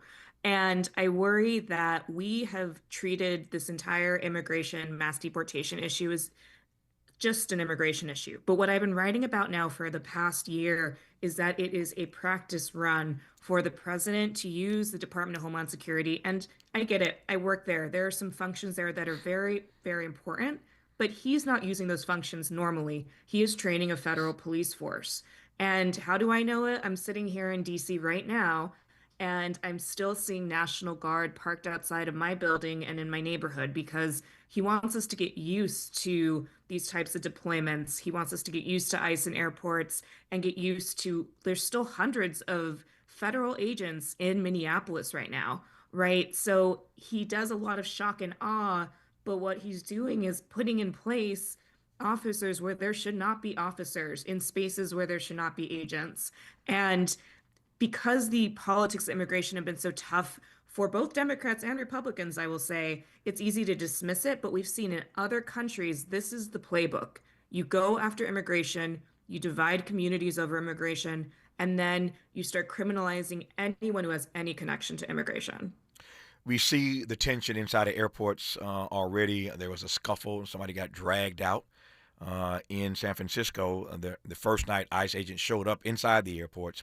I've been saying that while I want Democrats to hold the line on this, I also fear that these out-of-control ICE agents will hurt, harm, maim, even murder somebody, as they did in Minneapolis, in one of these airports. And none of us wants to hear that story. None of us wants to talk about that particular story or deal with that reality. On the other hand, I can only imagine that there are fellow citizens, there are persons in this country who have business, have family matters for which they need to travel. But when you tell them that there are ICE agents inside the airports, on top of the tension that already exists there must be a fear in a whole lot of people in this country about going to an airport to handle their business right about now. That's right. I mean, I grew up in a border community, a majority Latino border community, and the first time I was targeted by enforcement, I was actually 12. So I'm very familiar with how Border Patrol has historically made it difficult for certain residents of this country to already travel. And it's not an experience that I wish on more people. And so the fact that ICE is in airports, I've seen some commentators say, I'm sure this is not a big deal. They aren't doing anything. Those people are ignoring what it is like to be a person of color, to be Black, to be Latino right now, and to know that a heavily armed agent in a high-stress, crowded airport environment, we know who they're going to target and who they will stop and who they will question.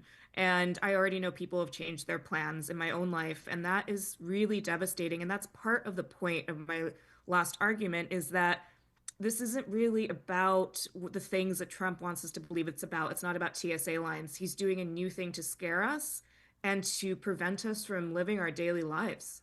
Yeah. Bannon laid it out rather clearly in the clip we played a moment ago.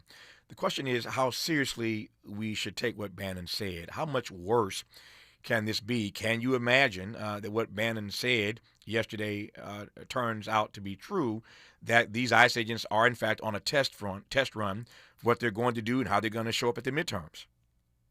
Well, this is such a chaotic administration. I truly don't know who speaks for them and who doesn't. But Steve Bannon is longtime friend and associate with all of these people. So I take everything he says seriously, right? And I am glad I've seen Democrats start to pick up this issue about elections, because protecting polling places is going to be so critical. And why was President Trump's Department of Justice asking for voter rolls in Minneapolis at the height of the enforcement siege? What are they doing in Georgia? I think it's really important that Americans understand that we are also part of one of the institutions that protect our democracy, our power of protest, our First Amendment rights, because we need to support the judges who are going to stop those types of actions around elections. We need to push Congress to get more aggressive to protect elections. And I'm very worried about what they'll try. I don't like to be sensationalist, but we should take seriously the threat to midterms right now, because there are so many federal agents employed by our government. They are practicing. They have so much money. People don't even realize Border Patrol has over 20,000 agents that can go anywhere in this country right now. And those are the types of guardrails Democrats have to be demanding out of this negotiation, is preventing them from moving into communities, because ICE is smaller than Border Patrol. People don't realize it is half the size, and they're trying to double. So Trump, though, is pulling from wherever he can to, it seems, for really, really scary objectives. I hope it doesn't happen, but I really encourage people to take it as seriously as possible. What Steve Bannon said on that clip is nothing short of, as Andrea mentioned a moment ago, it's nothing short of voter suppression. And he's bragging about it. They're going to intimidate people. They're going to suppress the vote. They're going to use ICE agents to do that, if you believe what Steve Bannon said. And with Andrea, you got to take him seriously. But then you combine that with the hearing yesterday in the Supreme Court, where the 6 conservatives on the court appear skeptical in their questioning yesterday about mail-in ballots. Donald Trump, even though he used a mail-in ballot to vote for himself, he is now skeptical about mail-in ballots, and that's one of the many plays that they're running under their banner of voter suppression tactics. But again, you got Bannon saying we're going to use ICE in the midterms. This is just a test run inside the airports. Then you look inside the Supreme Court again, and they are skeptical now of mail-in ballots. So get ready for them to do away with, to rule against mail-in ballots. And you got, you got a mix here. You got a brew here that is toxic. I digress for now. More when we come forward on Tavis Smiley. Why does Tavis say, when we come forward? Because he's not going back. And you don't have to go back either. Forward ever, backward never. More of Tavis Smiley when we come forward.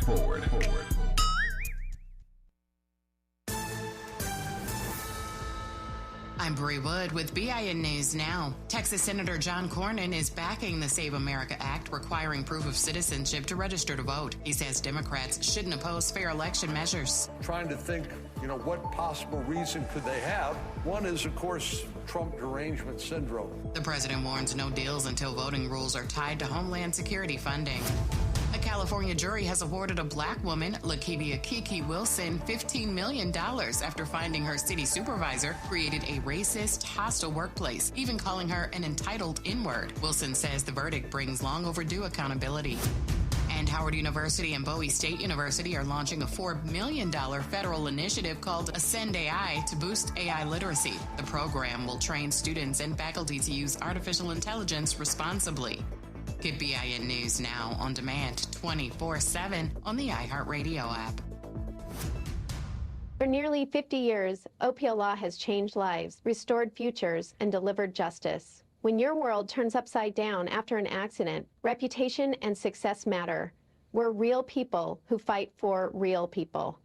OPLlaw.com. Are you looking for your next European adventure? Think Poland. From its historic cities to all of the UNESCO landmarks and its incredible food. Modern, safe, welcoming. Get inspired at Poland.travel. This is the KBLA Sports Minute with Ray Richardson. The Lakers' winning streak ended at 9 Monday night at Detroit. The Pistons beat the Lakers 113-110.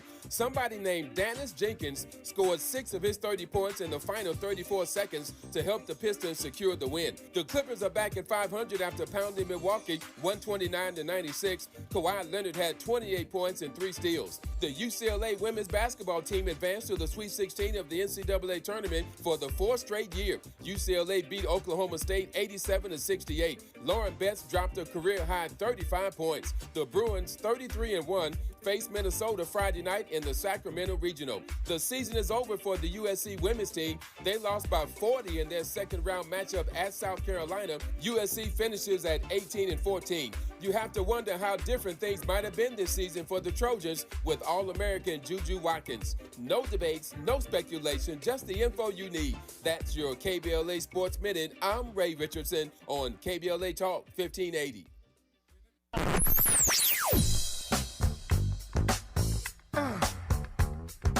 This is KBLA Talk 1580. Talk radio. That's music to your ears. We're unapologetically progressive. KBLA Talk 1580. Hi, I'm Dominique DePrima, and I'm on the mic here every weekday morning from 6 to 9 a.m. Please join me for expert guests, news, analysis, and always your phone calls. Spread the word. Tell a friend. Dominique DePrima from Home Turf, Street Science, Front Page, the former Angel, now holding down your mornings, exclusively on KBLA Talk 1580. When your car is making a strange noise, no matter what it is, you can't just pretend it's not happening. That's an interesting sound.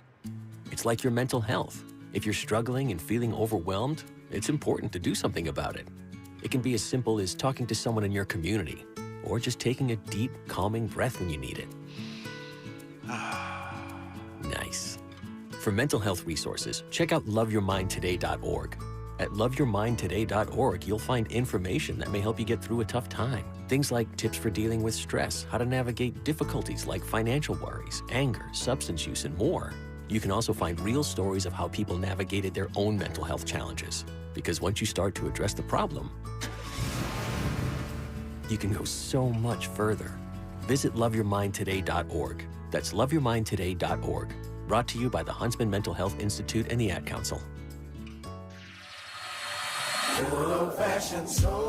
Where you eating at? Hi, I'm Greg Doolin, inviting you to a special celebration of Women's History Month. Join KBLA Talk 1580 for its annual symposium, The State of Black Women in LA.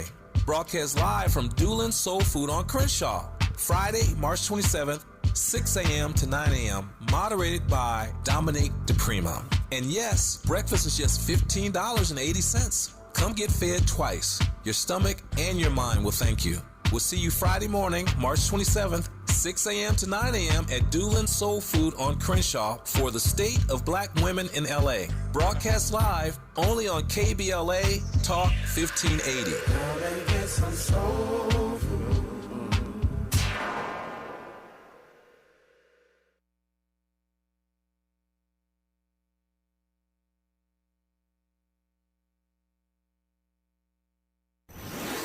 Let's get back to more of this rich dialogue with Tavis Smiley.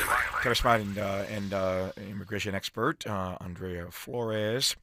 In case you have just tuned in, we've been talking in the first half hour of this dialogue about the fact that Markwayne Mullin was senator, former senator now, approved last night as the new Secretary of Homeland Security. And what that means. We've been talking about these ICE agents inside of airports and what that means. Played a clip from Steve Bannon, who said essentially that this is just a test case. It's a brilliant chess move, as he put it, by Donald Trump to put these ICE agents in airports. It's a test run for what? Glad you asked. A test run for the midterms and using ICE agents at polling places to do what? Check IDs. And so the intimidation, the fear is what animates everything that Donald Trump and company do. And so Andrea and I have had a robust conversation about those things, and I want to push a little further now on this. And I think the question is that I posed earlier, beyond what we've already discussed, whether or not there is, Andrea, a play for Democrats on immigration. Put another way, is there a way that Democrats can craft a winning message on immigration in the midterms? And I raise that, for a lot of reasons. The obvious is that while we keep hearing and believing, and people are just, I think at this point maybe a bit irrationally exuberant about how well Democrats are going to do in the fall. I hope they do. But I don't, but I've seen this movie before. When Biden was in office, we were told there's going to be a big red wave. It didn't materialize in that way, and it could not materialize in this way. There could not be a big blue wave, just like there wasn't a big red wave then. There might not be a big blue wave this November. We shall see what size the blue wave actually is. But again, we've been here before where they told us something was going to happen, and it didn't quite work out that way. So, as I said earlier, I don't want us to be irrationally exuberant about what November looks like, but I do believe that because Donald Trump has mucked up, he's screwed up so bad on this immigration front. And this is different than the border issue. We'll come to that in a second. But on immigration and ICE and all this stuff intra-America, the polling suggests that the overwhelming number of American citizens, fellow citizens, are not with Donald Trump on what he's been doing inside the country with these ICE agents, et cetera. So it seems to me there's an opening there. There's a path there for Democrats, if they can take it, to finding a winning message on that issue. But again, I've seen Democrats screw stuff up when all they had to do was walk across the finish line, as have you, because you live in D.C. So is this a moment, and can Democrats take advantage of it? And what does that winning message look or sound like?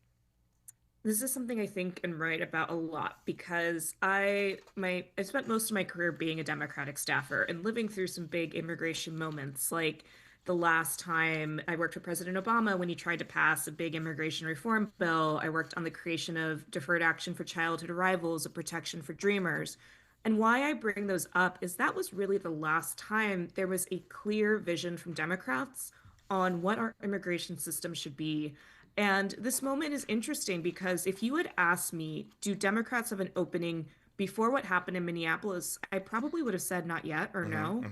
But the people of Minneapolis really changed this issue because they showed Washington and they showed Democrats something that I don't think anyone thought would happen, which is a majority white community stood up for immigrants in their community and put their lives on the line and organized, and they didn't care about their immigration status. They didn't care why they were being targeted.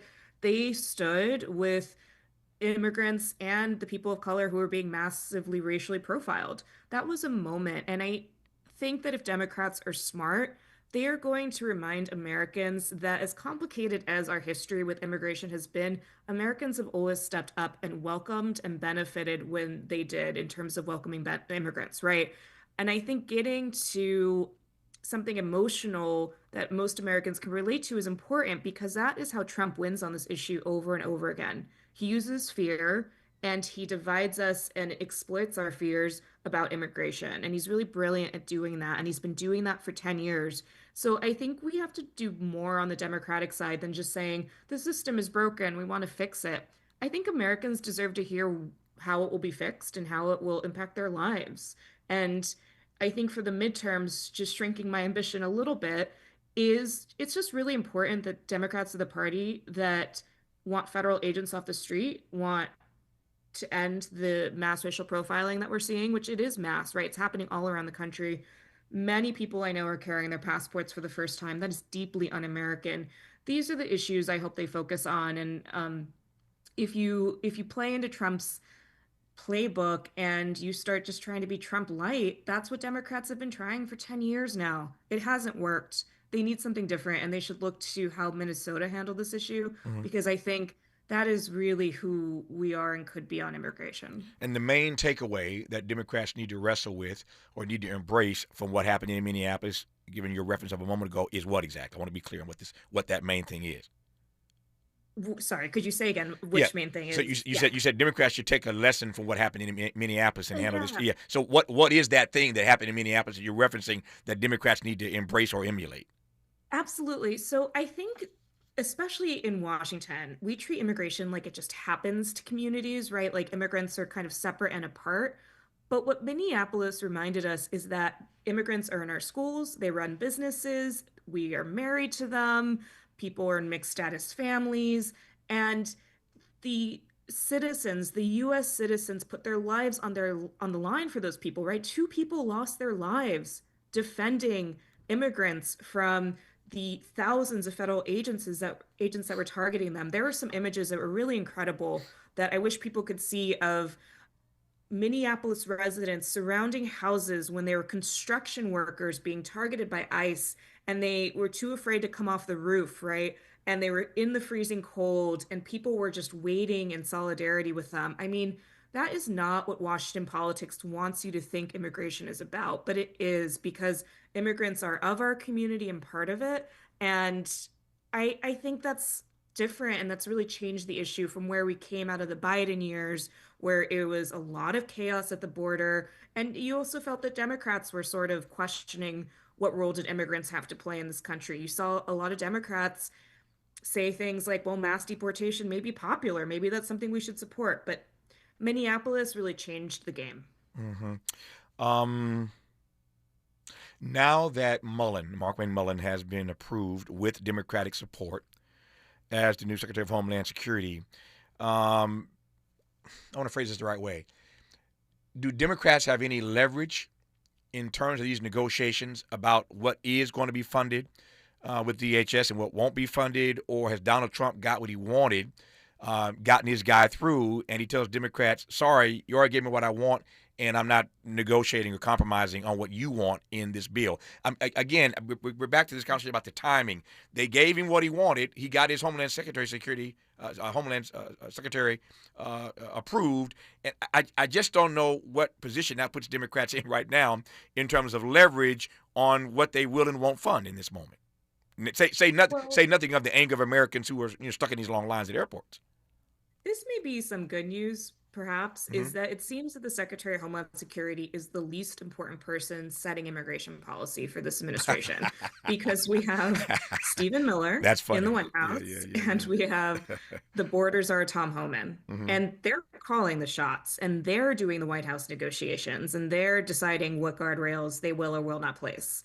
So I feel both Noam and Mullin were sort of symbolic leaders, and Mullin will likely mostly be symbolic of a different agenda that the White House is running. So I think Democrats do still have leverage, because ICE is incredibly unpopular around the country right now, to your point. And I also think more Americans are hearing the fact Trump could pay TSA right now without Congress reopening DHS. Also, Democrats have voted 7 times to fund TSA, right? These are just the facts. This is a choice that Trump is making our airports look like this, and it's a choice that he's making for issues like he does not want warrants before ICE enters your home. And that is, they're on the wrong side of history, the Constitution, and the fight. More with Andrea R. Flores, Vice President of Immigration Policy and Campaigns for Forward.us, that's FWD.us, and former senior member of the Biden and Obama administrations. You're listening to her, and I'm glad about it, on Tavis Smiley. Hope, agency, dignity.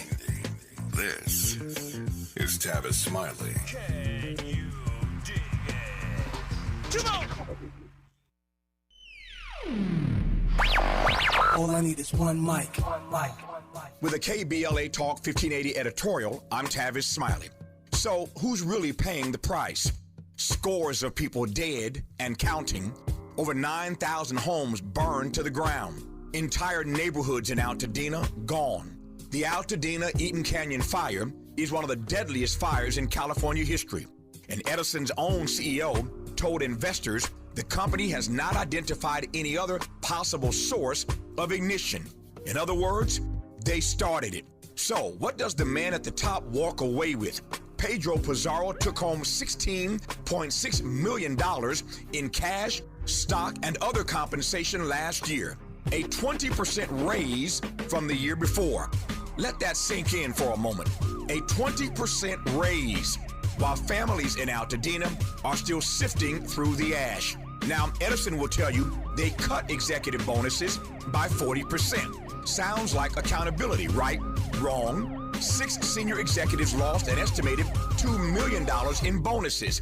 On the very same day, the company reported $4.5 billion in profit for 2025. $2 million out of $4.5 billion. That math ain't mathing. That's not a penalty. That's a rounding error. And here's the part that should really make your blood boil. Over $1.6 billion in damages from a previous fire that SCE equipment started is now being covered not by the company, but by SCE customers just like you and me through rate hikes. The victims of utility failures are being asked to pay for the utility's failures. Sickening, shameful, disgraceful, reprehensible. You choose your own word. The people lost everything. The CEO got a raise. The company posted record profits. And your electricity bill is going up. As you well know, KBLA Talk 1580 has been out front and unapologetic about demanding accountability for SoCal Edison. But this is far from accountability. This is the system working exactly as it was designed, just not for you. With the KBLA Talk 1580 editorial, I'm Tavis Smiley. As always, we welcome your feedback.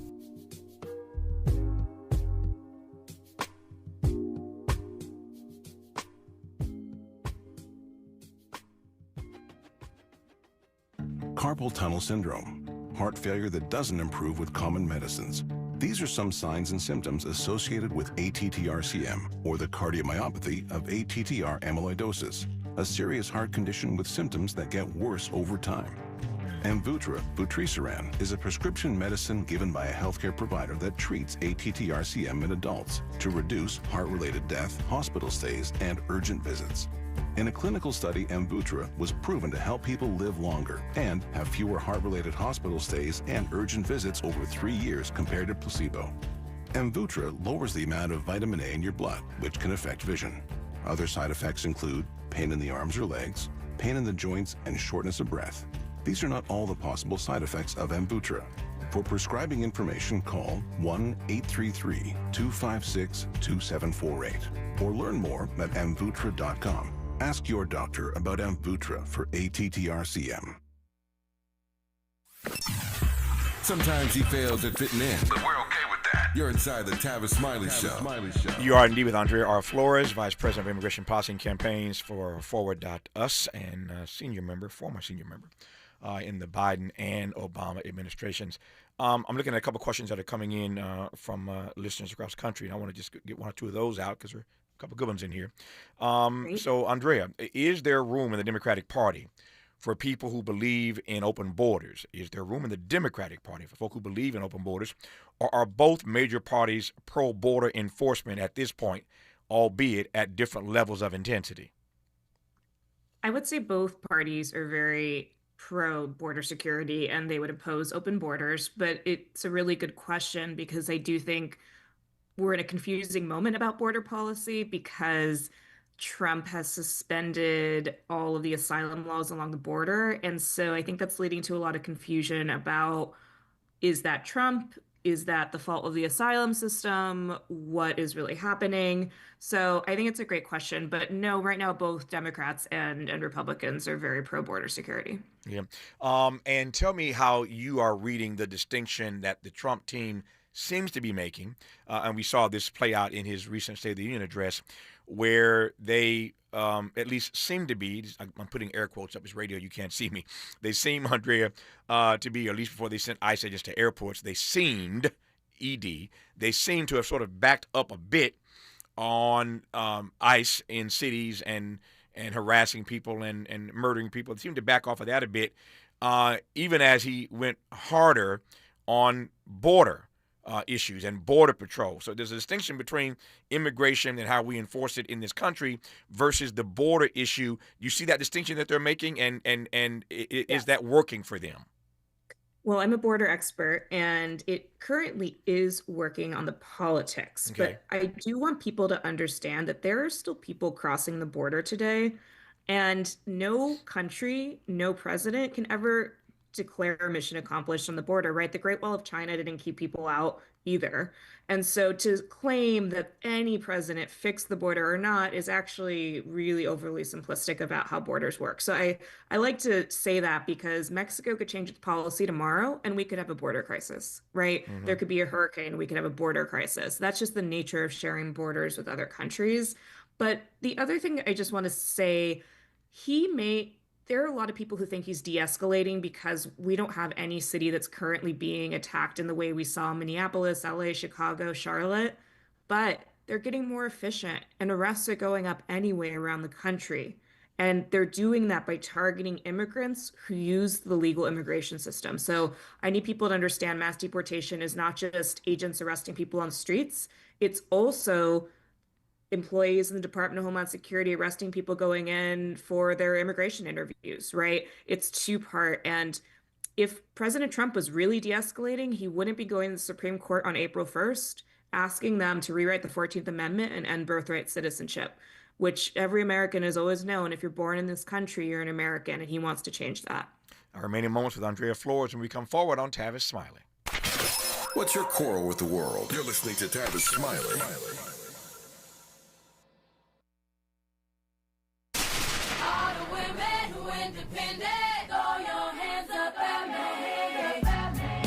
This March, we're turning up the volume on the women who changed everything. KBLA Talk 1580 is proud to celebrate Women's History Month, honoring the trailblazers, truth tellers, and game changers who shaped our world, our culture, and our community. From the freedom fighters to the firsts, from the boardroom to the front lines, from the unsung to the unforgettable. All month long, we're celebrating the stories, the voices, and the conversations that remind us that women, Black women, have always led the way. Don't miss a moment. This is our moment. This is our story. Stay tuned to KBLA Talk 1580, Los Angeles' home for the conversations that matter. I'm your girl, you're my girl, we're your girls. Won't you know that we love you? KBLA Talk 1580. We've got a lot to talk about.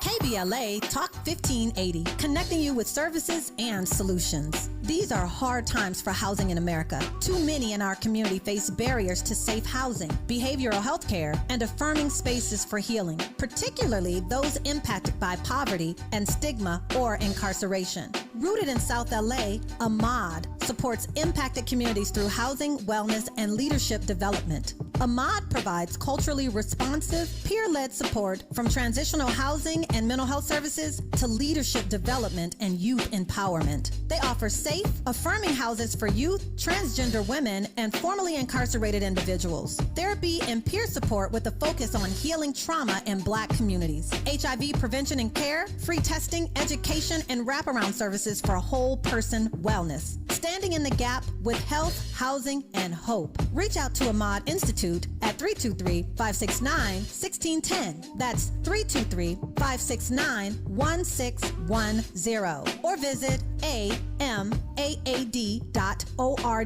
This is a community call to action from KBLA Talk 1580. Real talent is defined by what people can do, not where they learn to do it. So by stopping at the education section of a resume, you might throw away the perfect hire. You might miss someone who has valuable skills to offer to help your business thrive right now and in the future. Because the truth is this: Skills First Hiring helps you see talent others miss, like more than 70 million stars, skilled through alternative routes. When you let their story unfold, you gain a competitive advantage, because hiring managers who start with skills are 60% more likely to find a successful hire. See the real person, complete. See what others miss. Hire skills first. Learn why it's a competitive advantage at tearthepaperceiling.org. Brought to you by Opportunity at Work and the Ad Council. Freedom is an endless meeting. So let's get back to it with Tavis Smiley. Tavis Smiley and Andrea Flores. Just 2.5 minutes left here. So, Andrea, I've asked this question more times in my career than I can count. And the answers have been all over the place, depending on who the president was and what the moment was. We know the moment that we found ourselves in now. But I have no clue as to where this ICE issue goes in the days to come. Steve Bannon's comments played earlier in this hour notwithstanding, I have no idea where Democrats go on this issue of immigration, whether or not they can turn it into a winning issue for them in November. They should be able to do that, given what happened in Minneapolis. I just don't know where this is headed. So I'm sure you're the expert here, number one. I'm hoping you can see a little farther down the road than I can. What do you see? Here's what I hope, is that Congress realizes that Americans want this issue fixed, and that Republicans will face electoral consequences if they keep doing really unpopular things on this issue, just as Democrats did when it came to immigration under Biden. But I think Americans are so tired of this issue dividing us. I know I've been in this for over 15 years now, and we need solutions, and we need an immigration system that fits with the country we are today. People don't realize the last time our system was updated was before the internet existed. That was in 1990. And so this is something Washington needs to do, but too often they think Americans don't care about immigration reform and they'll do other issues.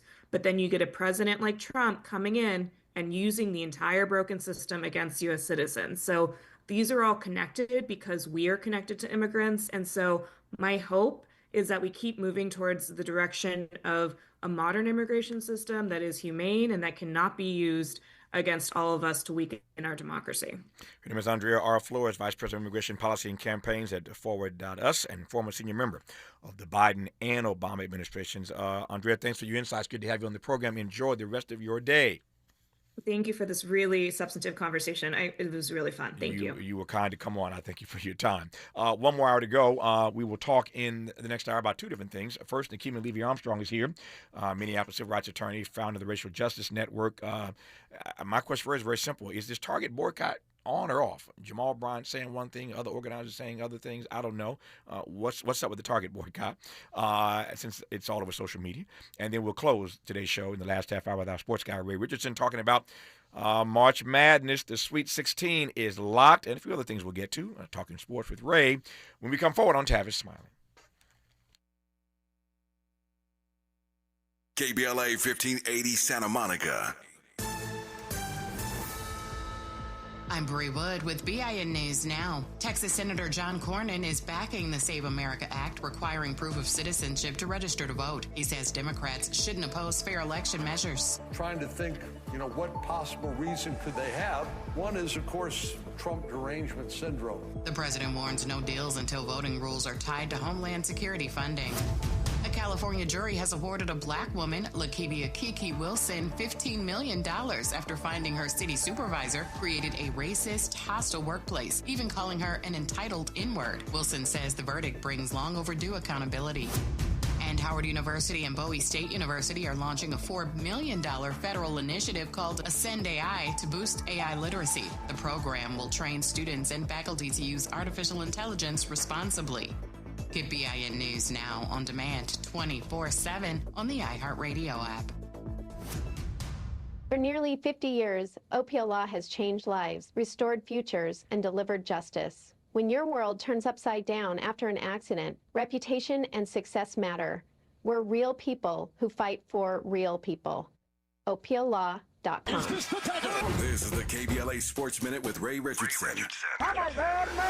The Lakers' winning streak ended at 9 Monday night at Detroit. The Pistons beat the Lakers 113-110. Somebody named Dennis Jenkins scored 6 of his 30 points in the final 34 seconds to help the Pistons secure the win. The Clippers are back at 500 after pounding Milwaukee 129-96. Kawhi Leonard had 28 points and 3 steals. The UCLA women's basketball team advanced to the Sweet 16 of the NCAA tournament for the 4th straight year. UCLA beat Oklahoma State 87-68. Lauren Betts dropped a career-high 35 points. The Bruins, 33-1, face Minnesota Friday night in the Sacramento Regional. The season is over for the USC women's team. They lost by 40 in their second-round matchup at South Carolina. USC finishes at 18-14. You have to wonder how different things might have been this season for the Trojans with All-American Juju Watkins. No debates, no speculation, just the info you need. That's your KBLA Sports Minute. I'm Ray Richardson on KBLA Talk 1580.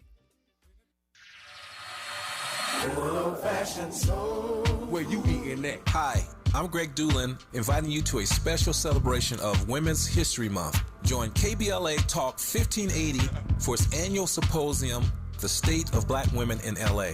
Broadcast live from Doolin's Soul Food on Crenshaw, Friday, March 27th, 6 a.m. to 9 a.m., moderated by Dominique DePrima. And yes, breakfast is just $15.80. Come get fed twice. Your stomach and your mind will thank you.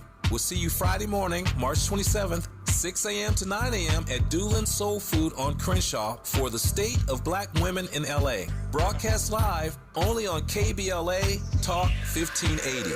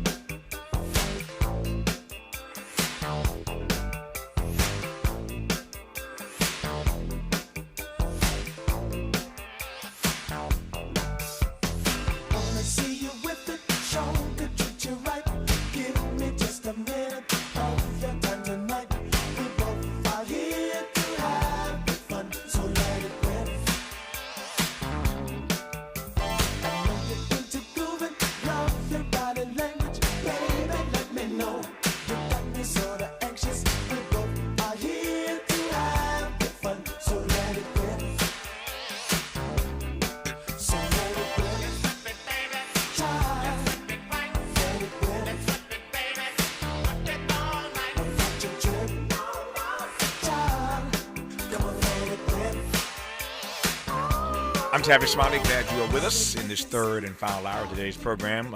Two more conversations before we call it a day, before we call it a show. On the backside of this hour, Ray Richardson, our sports guy, is here to talk about March Madness. The Sweet 16 is set. We'll talk about that. The Lakers been on a roll lately. Their streak ended last night in Detroit, but they've been killing it, man, the Lakers. So a lot to talk about, but primarily March Madness stuff. When Ray joins us at the top, on the backside, I should say, of this hour. We are at the top side of this hour, I was trying to say, and I'm always delighted to be in conversation with our friend, our dear sister, Nekima Levy Armstrong, noted civil rights attorney and founder of the Racial Justice Network. She is based in Minneapolis, where Target is headquartered, and we're trying to make some sense of this. We all know about this Target boycott, and there's some mixed messaging going on here. I think Jamal Bryant is saying one thing, other organizers are saying other things. So is this Target boycott over? Is it done? Is it on? Is it off? There's all kind of stuff on social media, so I thought I would just call one of the sources and ask her directly what's really going on. Nekima Levy Armstrong, how are you today? I'm good, Tavis. How are you? You know me. If I complained, I'd be an ingrate. We'll talk about Target in a second. Let me just start with a broad question, a couple of broad questions. One, how are you doing? The last time you were on, speaking of Donald Trump, which we just talked about for the last hour or two, he comes up every day, of course, on this program. But when you were last on here, you had been arrested and detained and had to get released and all that drama inside the church in Minneapolis. So one, I'm just doing a welfare check to make sure you're okay. Yes, I'm doing fine, standing 10 toes down for our people and for justice. I know you always do. I love that. Glad that you are well. And how are things, broadly speaking, in Minneapolis right about now? We every day on this program, it seems somebody makes reference. We literally just spent an hour where it came up 3 or 4 times. So just randomly, it comes up in conversation. The city of Minneapolis, Renee Good, Alex Preddy. These ICE agents, of course, are now in airports all around the country. And so this Minneapolis storyline stays on our minds. We were just talking about whether or not Democrats between now and the midterms can take this issue and use it to their advantage. As you know, they're debating right now whether or not they're finally going to fund DHS. And Democrats are looking for a carve-out of what they want to fund, what they don't want to fund. But Republicans and Democrats in Washington right now negotiating. They may have a deal before I get off the air. We'll see. But they're negotiating as we speak with the White House to fund DHS because too many fellow citizens are sick of all these long lines at airports. So set that aside. But Minneapolis, how are things going in the city right about now? Are things calm in Minneapolis right now? I would say they are significantly better than they were the last time that we talked. Yes. Thousands of agents were removed from the Twin Cities. There are still some out here. I mean, it's estimated maybe somewhere between 400 and 600 that are still here, but they're not as visible. They're more in suburban areas and outstate Minnesota. So we don't see them as often in the Twin Cities. But everybody still sleeps with one eye open when it comes to ICE and the federal government and their tactics. Yep.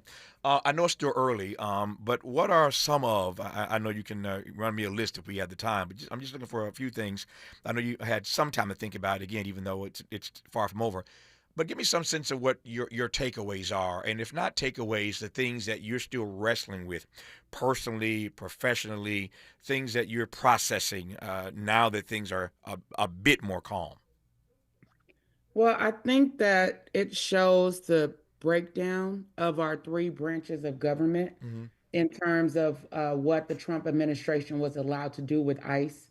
Because I know that, of course, it was pitched as, this is an immigration issue, but really what I witnessed here was ICE actually being used as a vehicle to more rapidly usher in Trump's authoritarian regime. And if we as the people hadn't fought back, I think it would have been worse for other folks in cities across America because Trump would have felt that he has his military arm, in terms of the ICE agents. And a lot of these folks weren't trained. They're lured there, claiming that, they're Christians, they're fighting a good fight. We heard that they hadn't even gotten their 50,000 bonuses that they were promised. Some of them had been January 6ers who had been pardoned by Trump. So I felt that it was like Trump, unleashing the Proud Boys in cities across America with very few guardrails, because you see Congress did not step in as people were being beaten, dragged out of their homes, and even killed. And that was the most devastating part. Not seeing Congress step in, not seeing the courts step in quickly enough, seeing our elected officials fold and show fear. So it was really the people, keeping the people safe. And that's one of our chants. Who keeps us safe? We keep us safe. We realized we were on our own. Yeah. So that's something that people have to think about. If their top elected officials aren't willing to take on Trump, then it's going to become the responsibility of the people to take on ICE and take on Trump and the federal government. When we come forward, I want to ask one other question about Minneapolis, then we'll push our way toward Target and whether or not this boycott is on or off. What is the deal there? But I do want to ask Nekima when we come forward, and this is not a softball. I am curious because she is a Minnesotan, although she's from right down the street from this studio here in L.A. Her mama is probably listening down the street here in Inglewood. But I want to ask what you learned. You mentioned the people. We keep us safe. What you've learned about your fellow citizens, about your neighbors in Minneapolis. And I want to ask that question when we come forward because I learned something about y'all. I've always loved Minneapolis. Got obviously good friends in Minneapolis, Nekima included. Everybody knows that Prince was my dear friend, and I spent a lot of time in Minneapolis with Prince for many years. But other good friends in that city that my friend Melissa may be listening right now. I got all kinds of friends in Minneapolis I love dearly. But we learned something about these people in Minneapolis. Not the least of which we joked about it. It was funny, but it was real. They got weather below zero, and they out in the street protesting. That cold weather, of course, they're used to it, but that cold weather did not stop them. If it drops below 60 in L.A., we going inside the house, Nekima. We ain't protesting nothing. We protesting this cold weather. That's why we going inside until it gets back to 80 or 90. But we learned a lot about the fortitude, about the fight back of Minnesotans, and particularly those in Minneapolis. And I want to just ask Nekima what she learned about her own neighbors, about the people in Minneapolis, and then we'll push toward a conversation about Target. You're listening, and I'm glad about it, to Nekima Levy Armstrong right now on Tavis Smiley. BET and PBS, the Tom Joyner Morning Show, and NPR, the cover of Jet and the cover of Time. #1 on the New York Times bestsellers list, 20 honorary doctorate degrees, a dozen NAACP Image Awards, a star on the Hollywood Walk of Fame, a Presidential Lifetime Achievement Award. From talk shows to talk radio, nobody's ever done it better. You like that? This is Tavis Smiley.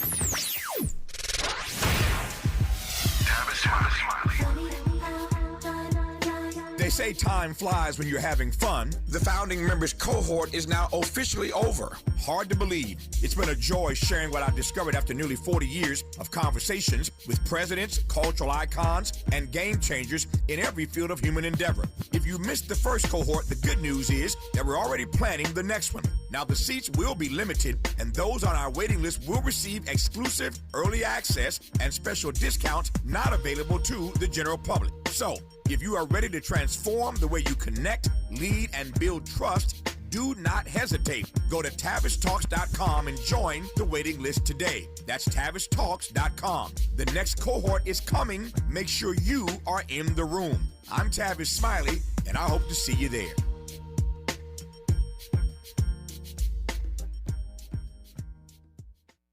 Don't you wish your life came with a warning app? Stop. That dog does not want to be petted. Just a little heads up before something bad happens. Move your coffee cup away from your computer. Oh, no. So you can have more control. Stop. You're texting your boss by mistake. Uh-oh.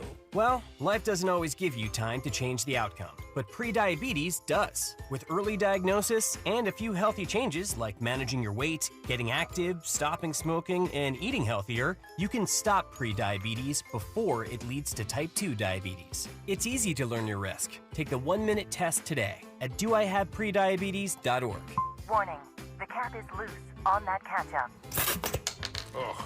Don't wait. You have the power to change the outcome. Visit doihaveprediabetes.org today. That's doihaveprediabetes.org. Brought to you by the Ad Council and its Prediabetes Awareness Partners.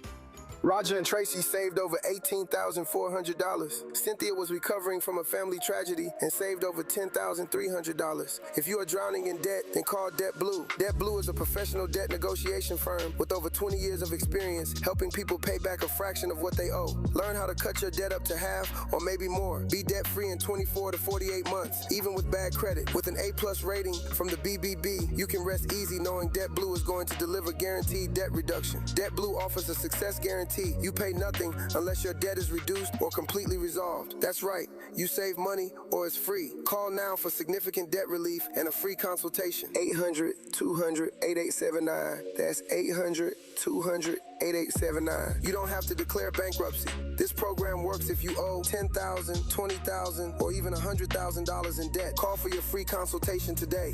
800-200-8879. That's 800-200-8879.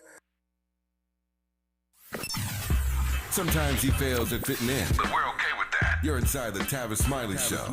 You are indeed with Nekima Levy Armstrong, civil rights attorney and founder of the Racial Justice Network based in Minneapolis, Minnesota, where Target is also headquartered. We'll get to Target here in just a second. After I asked the question, I said I wanted to get her read on, and that is what she learned. I know what we saw, and our respect, I think, collectively. I'm speaking for all of America right now as if I have the right to do that, but I am.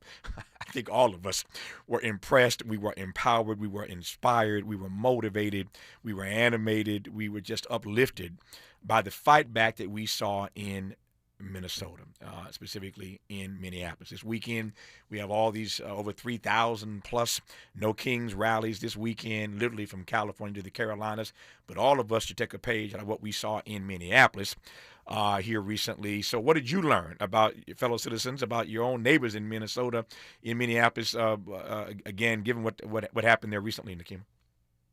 Well, to be honest with you, a lot of the folks here learned how to fight in the freezing cold from Black organizers and activists.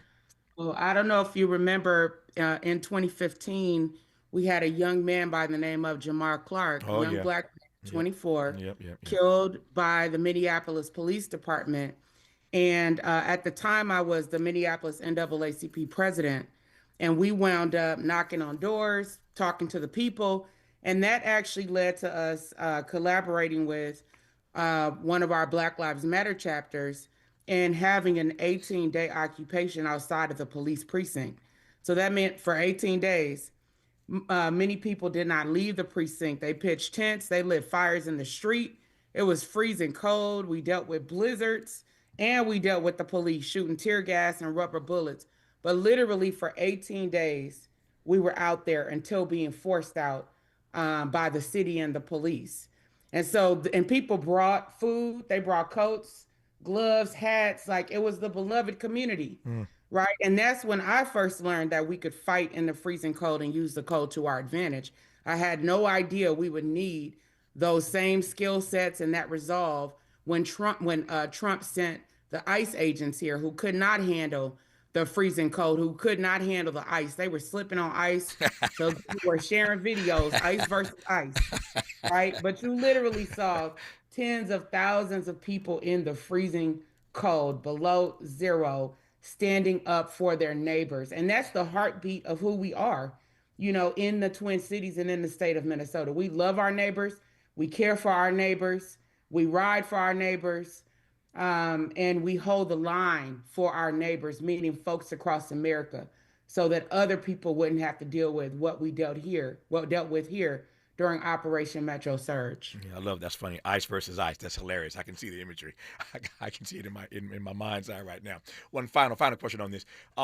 This kind of courage, though, Nekima, you said you shared that so beautifully, and with such humility, and yet this kind of courage that y'all exhibited then and here more recently, that kind of courage is not so common these days. Again, these No Kings rallies are popping off, and that's a beautiful thing. Can't wait to see what it all yields this weekend. So I think people are finding their voice. They're finding their spine. But I also believe that courage is contagious. And if people are being empowered by any example in this country, it is the example of the fight back in Minneapolis. And I believe, and I think you probably agree, that courage is contagious. Absolutely. I saw the people in Burlington, Vermont, I believe, standing up against ICE. I mean, coming out literally, you see all these white folks coming out in droves to watch ICE, to stand up for their neighbors. At one point, it was so tight and so crowded, ICE couldn't even get through the crowd to go drag somebody out of their home. And when I saw that, I said, okay, they watched us here. Yep. They saw the courage of Minnesotans, and now they are standing up. So I agree with you 110% that courage is contagious and that we all have a part to play. We don't have to be helpless when we have the federal government trying to wage war on its citizens and thinking that, we can just sit on the sidelines. No, this is for all of us to demonstrate courage and bravery and to stand up, because they're coming for them now. But then who's next on the list if we don't stand up and fight back? Nope, I couldn't agree more. You're saying the black church, amen. All right, let's spend the last 10 minutes here talking about this Target situation. So let me just say at the outset, speaking of lessons learned, I say this with humility, but for those who remember all of my years on Tom Joyner, all those years ago, we used our platform to run all kinds of campaigns, all kinds of boycotts against a company called Comp USA, against John Deere, a long list of companies that we made examples out of when I was doing commentary every week on Tom Joyner, and it gave black people meaning and purpose and value in that moment. And this is back even in the Clinton era when we had a Democratic president. We still weren't standing for that. And so I feel proud. One of the proudest chapters in my career, looking back on those days and all the campaigns that we led on the Tom Joyner Morning Show with 10, 12 million listeners every day around the country, engaging them and involving them in things that mattered, in things that could help them live better lives and make better choices, and holding people accountable. It was all about accountability then. We kicked off the State of the Black Union every year. That was during my Tom Joyner years, bringing black folk together. The Covenant with Black America. That book comes out, goes to #1, stays there for weeks and weeks and weeks, sells millions and millions of copies. So we used that platform well. It wasn't just entertainment. It was also about empowerment. It wasn't just about the comedy. It was about the commentary. So I know something of what it means to lead boycotts against major companies. And so I have been heartened to see the example that Nekima and other organizers have made of Target. Everybody's seen the data. The CEO got pushed out.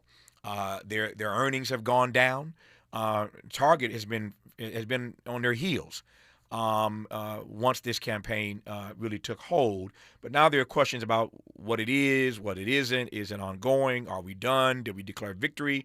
I don't know. So Nekima Levy Armstrong, I invited you on to tell me about where we are with this particular issue of fight back inside the black community. Absolutely. And thank you for your work over the years, Tavis, and holding companies accountable and mobilizing our community. So I want to be clear that the national Target boycott continues. It did not end with the press conference that Pastor Jamal Bryant, Tamika Mallory, and Nina Turner held in Washington, D.C. at the Press Club, I believe on March 11th, where Pastor Jamal Bryant claimed that, it was confusing because he said boycott earlier, and then he said the fast that he led, was over. But that is far from over, as far as we're concerned. Target did not deliver on any of the demands of the boycott, the first of which is them reversing their decision to roll back diversity, equity, and inclusion. Mm-hmm. We also wanted them to account for the $2.1 billion that they pledged to the Black community after the Minneapolis police killing of George Floyd. And so they have not met the demands. I'm not sure why Pastor Jamal Bryant made the decision to end, the boycott/fast, but it is far from over. We're asking people not only to not return back to Target, but to double down. Let your friends and family know that this boycott is going on, it's going strong, it's working. And if it wasn't working, you wouldn't have had these shenanigans. Mm-hmm. You wouldn't have had Target trying to work with, so-called Black leaders to end the boycott. I mean, how dare a company try to call an end to a boycott against itself? That's essentially what happened in this situation. But we said, look, we're not selling out our community for crumbs or for anything. and we are continuing to put the pressure on Target. They have lost over $12 billion in their company's valuation. They have faced decreasing stock prices. They were removed from the Forbes 40 most admired companies list after 24 years, something that they had not ever experienced and hadn't expected to experience. And so they are hurting as a company. And it's in large part because the Black community has been disciplined, that we have said it's over. Some people said they're never returning to Target because Target showed its true face by capitulating to Donald Trump and even donating $1 million to the Trump Vance inauguration committee. And as you may know, Tavis, when we dealt with Operation Metro Surge, Target actually allowed Border Patrol agents and ICE agents into its stores. There's a video of Greg Bovino, the commander for Border Patrol, walking through Target like he owned the place. They arrested a U.S.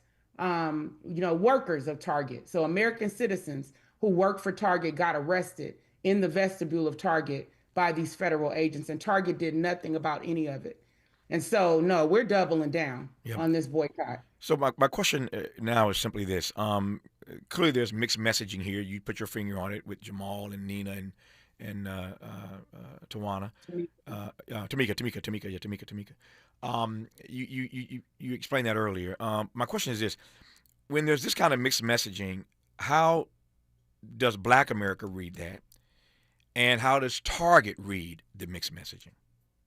Well, Target benefits from the mixed messaging and the confusion, that this type of thing creates. I mean, I don't know if you recall, but, we launched the boycott in front of Target's headquarters on January 30th, saying that the boycott this is 2025, saying that the boycott would begin on February 1st of 2025. And then Jamal Bryant launched what was supposed to be a 40-day fast in March of 2025. And now, with his press conference saying that it was 400 days, of course, we take issue with that because our boycott was indefinite from day one, right? We never switched up in Minnesota as organizers trying to hold a hometown company accountable for its actions. But, some people say, look at the messaging and who benefits from, again, the confusion. It's Target that benefits. We refused to meet with Target because we said the first, thing that needs to be on the table is Target agreeing to reverse its decision to roll back diversity, equity, and inclusion. And if they're not doing that, then there's no need to meet with Target. But these individuals met with Target multiple times. As you may recall, Target actually had reached out to Reverend Al Sharpton in April of 2025. So we knew then that they were going to try to find a Black leader that they thought could control the Black community and get them to try to call off the boycott. And Jamal Bryant was at that meeting with Target and Al Sharpton in April of 2025. We raised concerns then, of Target bypassing local leadership to cherry pick, Black male leaders. And we see the outcome of that, which was a very confusing press conference where Nina, Jamal, and Tamika weren't even on the same page. Jamal saying the fast/boycott is over. Tamika and Nina saying they're not returning to Target. And we're saying, look, get out of the way. If you are confused, if you are not helping with this boycott, just move on to other things. But in Minnesota, where Target is headquartered, we're asking the nation to continue to stand with us because this boycott is working and Target needs to be held accountable for its actions, which include disrespecting our community, luring us into their stores with elaborate Black History Month displays, and then disrespecting us within a week of Donald Trump taking office again as president. That's a no, for all of us who have dignity and honor, and we know our worth as a people. So I'm proud of our people. Nope. Continue to stand firm. No, it is working. No question about that. As we both established earlier in this conversation, the numbers tell the story. The CEO getting pushed out tells the story. So this boycott has worked and worked rather well. Here's my exit question with about 60 seconds to go. What is your message, even beyond this particular issue? But obviously, this issue is at the epicenter of this conversation. What is your message to Black leadership right about now in America? What's the message to Black leadership? I would say that for Black leadership, we need to center Black people and the Black community, right? We have too many folks willing to sell out for their own game, and this has been an issue for so many years. And then as Black leaders who call out Black leaders, people have a problem with that. Yep. Right. But it's like, for me, it's a community safety issue at this point. You have to know who's real and who's a wolf in sheep's clothing, right? Who's willing to sell out for the almighty dollar versus willing to stand 10 toes down for the benefit of our people. And so we have to understand it's not about the size of somebody's platform or their level of celebrity, but it's about, do they have integrity? Do their words match their actions? Are they standing for the benefit of Black America? And if they're not, your cutoff game has to be strong, like mine is. So at the end of the day, we got to recognize our buying power. Tavis, how many times have we talked about the buying power of the Black community? Sure. Right? Nope. And this is the way that we can weaponize that dollar and show our strength through collective action. Yeah. So I hope our leaders get it after this debacle that didn't even need to happen. But understand that we're standing firm, we're standing strong. And if they don't have our back as a people, cross them off your list and keep it moving. I'm thinking of Dr. Julia Hare, the late great Dr. Julia Hare, who said to me in one of those nationally televised State of the Black Union symposium that I referenced earlier, Tavis, we must never confuse Black leaders with leading Blacks. Black leaders with leading Blacks. I'll leave that right there. You noodle on that the rest of the day. For now, I thank Nekima Levy Armstrong for her work, her witness ongoing. Nekima, love you. Talk to you soon. Love you too, Tavis. Thank you. More Tavis Smiley when we come forward. For all the freedom-loving folk, this is Tavis Smiley. I feel like freedom.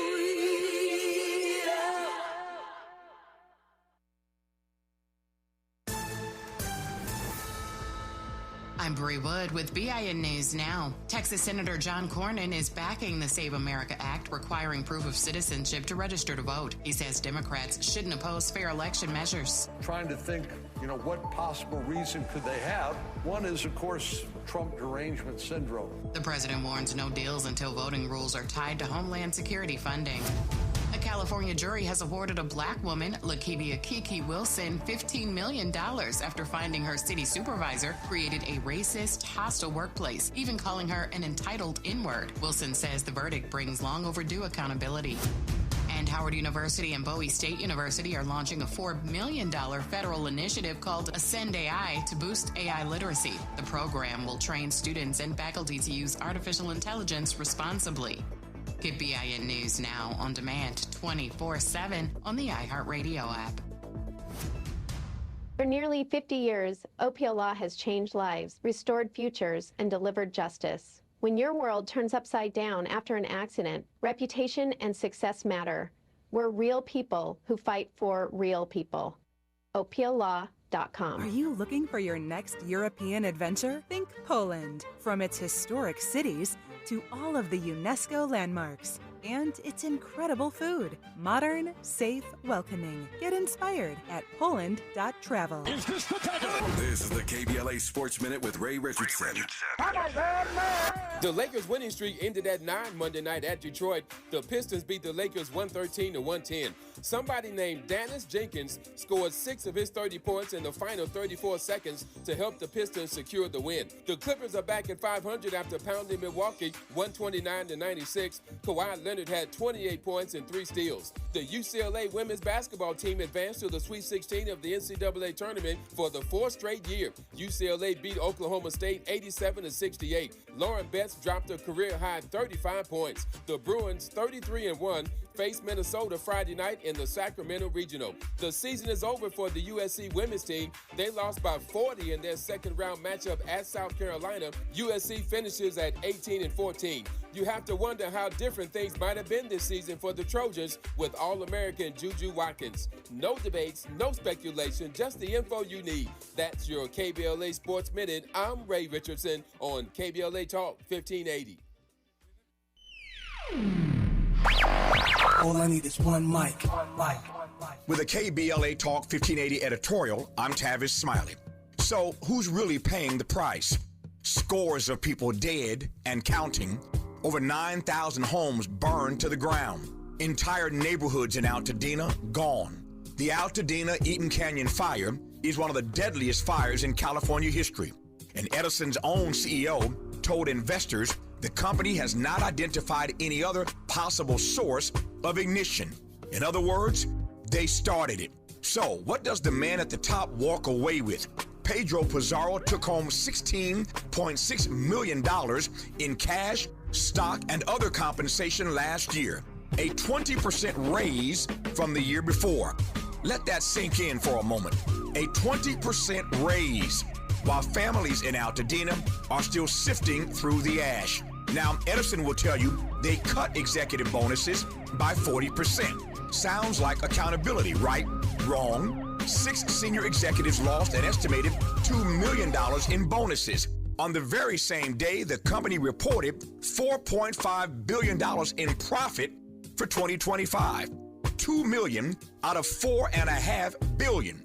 That math ain't mathing. That's not a penalty. That's a rounding error. And here's the part that should really make your blood boil. Over $1.6 billion in damages from a previous fire that SCE equipment started is now being covered not by the company, but by SCE customers just like you and me through rate hikes. The victims of utility failures are being asked to pay for the utility's failures. Sickening, shameful, disgraceful, reprehensible. You choose your own word. The people lost everything. The CEO got a raise. The company posted record profits, and your electricity bill is going up. As you well know, KBLA Talk 1580 has been out front and unapologetic about demanding accountability for SoCal Edison. But this is far from accountability. This is the system working exactly as it was designed, just not for you. With the KBLA Talk 1580 editorial, I'm Tavis Smiley. As always, we welcome your feedback.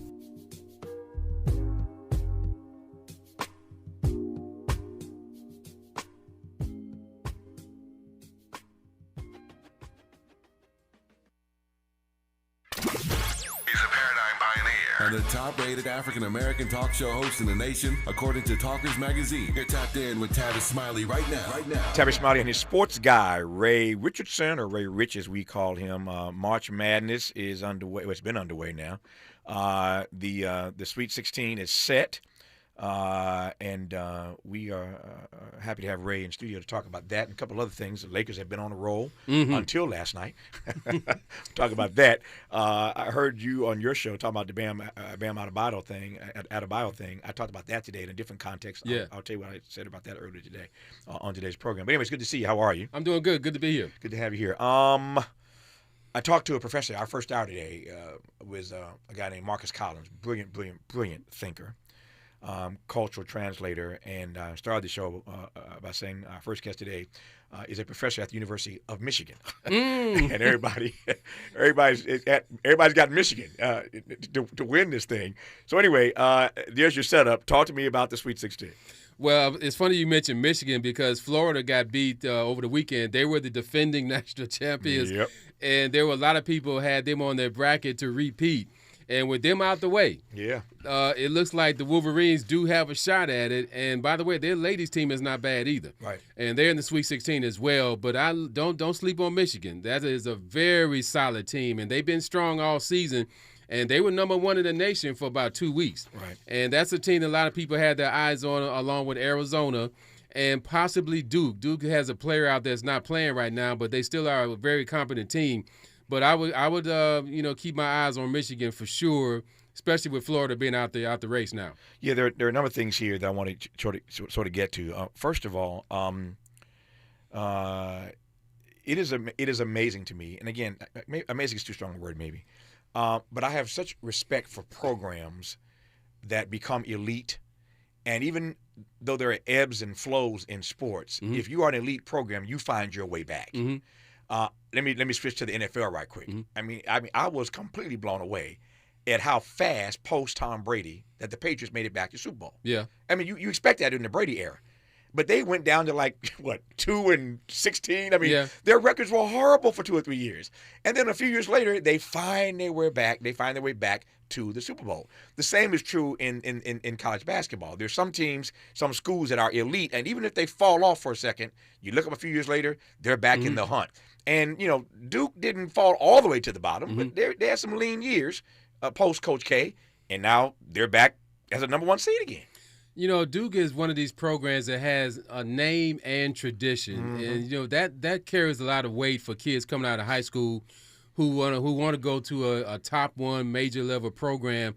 And you're seeing NBA players sending their kids to some of these schools, and Emerson Boozer has his twin sons playing for Duke, and both of these guys are great. You might see both of them in the first round of the NBA draft this year. And because of that name that Coach Mike Krzyzewski built for all the times he was there, it has not fallen off. Duke is still a viable option to go to. If you think you want to be a one-and-done type player or maybe even go there for a couple of years, you're going to get exposure. You're going to play against some of the best competition all season, and the name Duke still resonates in the NCAA tournament history. You can't talk about the tournament without talking about Duke. It's a hard conversation to have. Issue number 2. I'm a Big Ten guy, as you know. My Hoosiers are, what are they right now, Ray?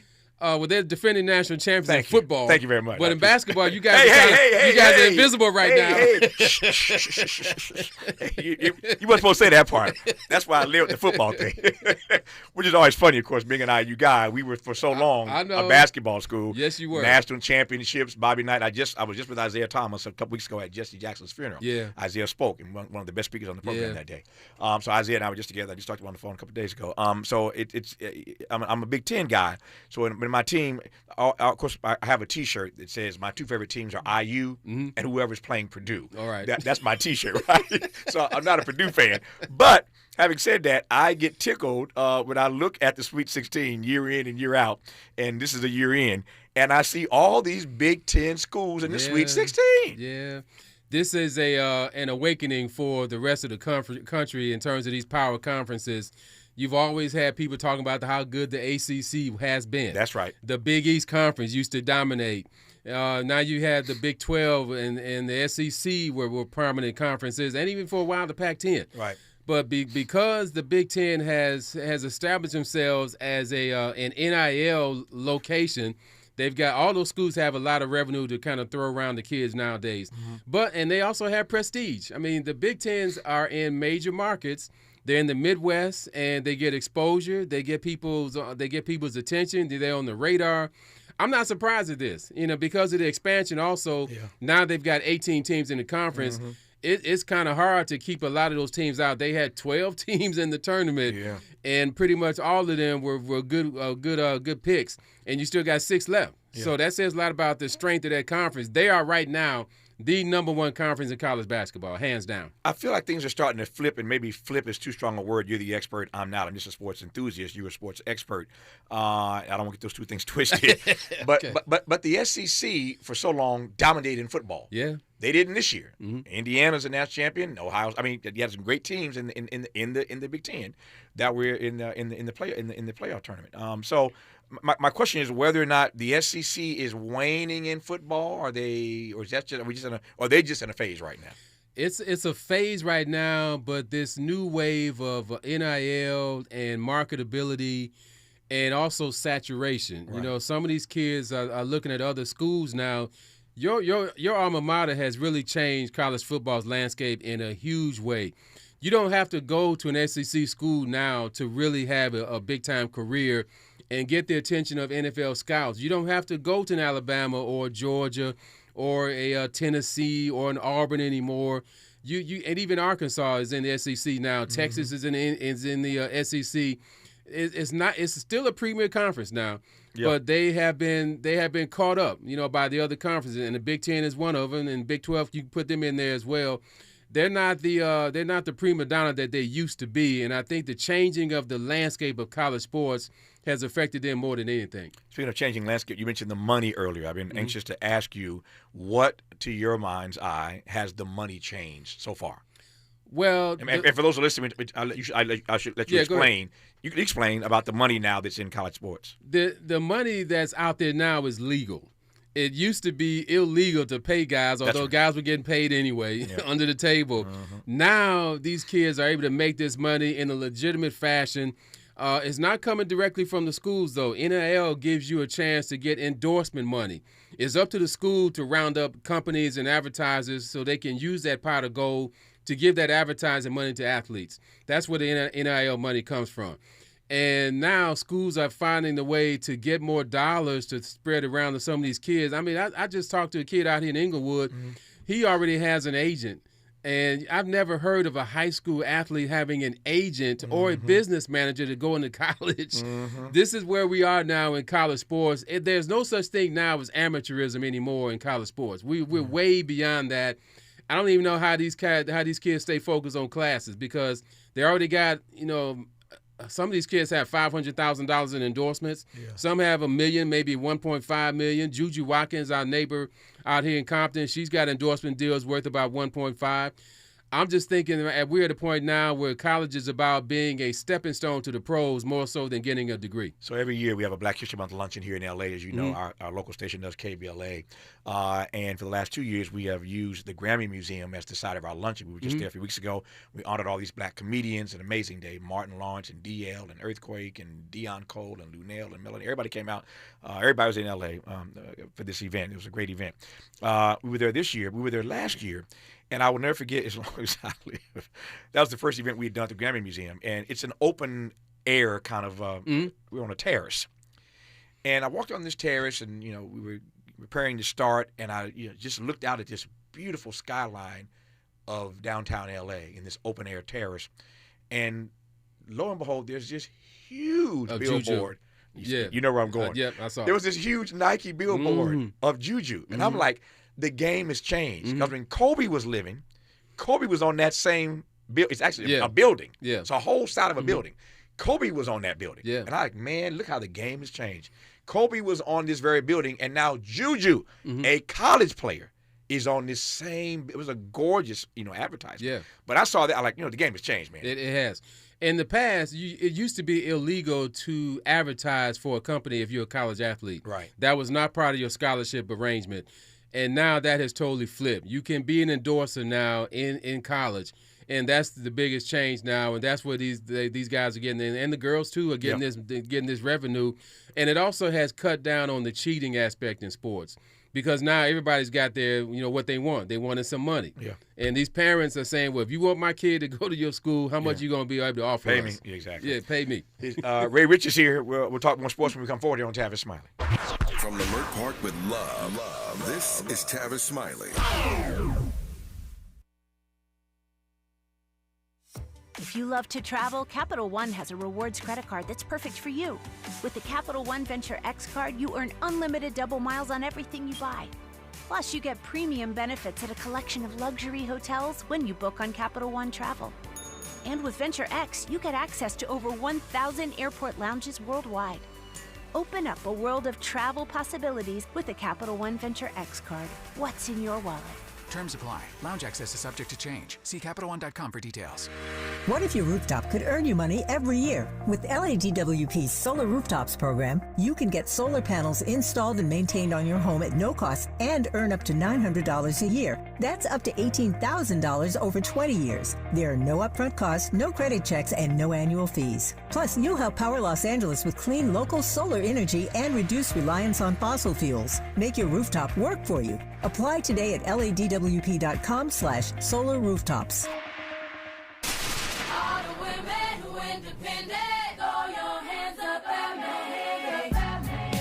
This March, we're turning up the volume on the women who changed everything. KBLA Talk 1580 is proud to celebrate Women's History Month, honoring the trailblazers, truth tellers, and game changers who shaped our world, our culture, and our community. From the freedom fighters to the firsts, from the boardroom to the front lines, from the unsung to the unforgettable, all month long, we're celebrating the stories, the voices, and the conversations that remind us that women, Black women, have always led the way. Don't miss a moment. This is our moment. This is our story. Stay tuned to KBLA Talk 1580, Los Angeles' home for the conversations that matter. I'm your girl, you're my girl, we're your girls. Won't you know that we love you? And we're live here outside the Perez family home, just waiting for the... And there they go, almost on time this morning. Mom is coming out the front door strong with a double-arm kid carry. Looks like Dad has the bags. Daughter is bringing up the rear. Oh, but the diaper bag wasn't closed. Diapers and toys are everywhere. Ooh, but Mom has just nailed the perfect car seat buckle for the toddler. And now the eldest daughter, who looks to be about 9 or 10, has secured herself in the booster seat. Dad zips the bag closed, and they're off. But looks like Mom doesn't realize her coffee cup is still on the roof of the car. And there it goes. Oh, that's a shame. That mug was a fam favorite. Don't sweat the small stuff. Just nail the big stuff. Like making sure your kids are buckled correctly in the right seat for their age and size. Learn more at nhtsa.gov/the right seat. Visit nhtsa.gov/the right seat. Brought to you by NHTSA and the Ad Council. Freedom is an endless meeting. So let's get back to it with Tavis Smiley. Tavis Smiley and Ray Rich. Ray and I were just talking during the break there about the HBCU teams that made the tournament this year on the men and women's side. Yeah. A milestone, sort of. There were 3 HBCU men's teams that made the NCAA tournament. In previous tournaments, you only had 2.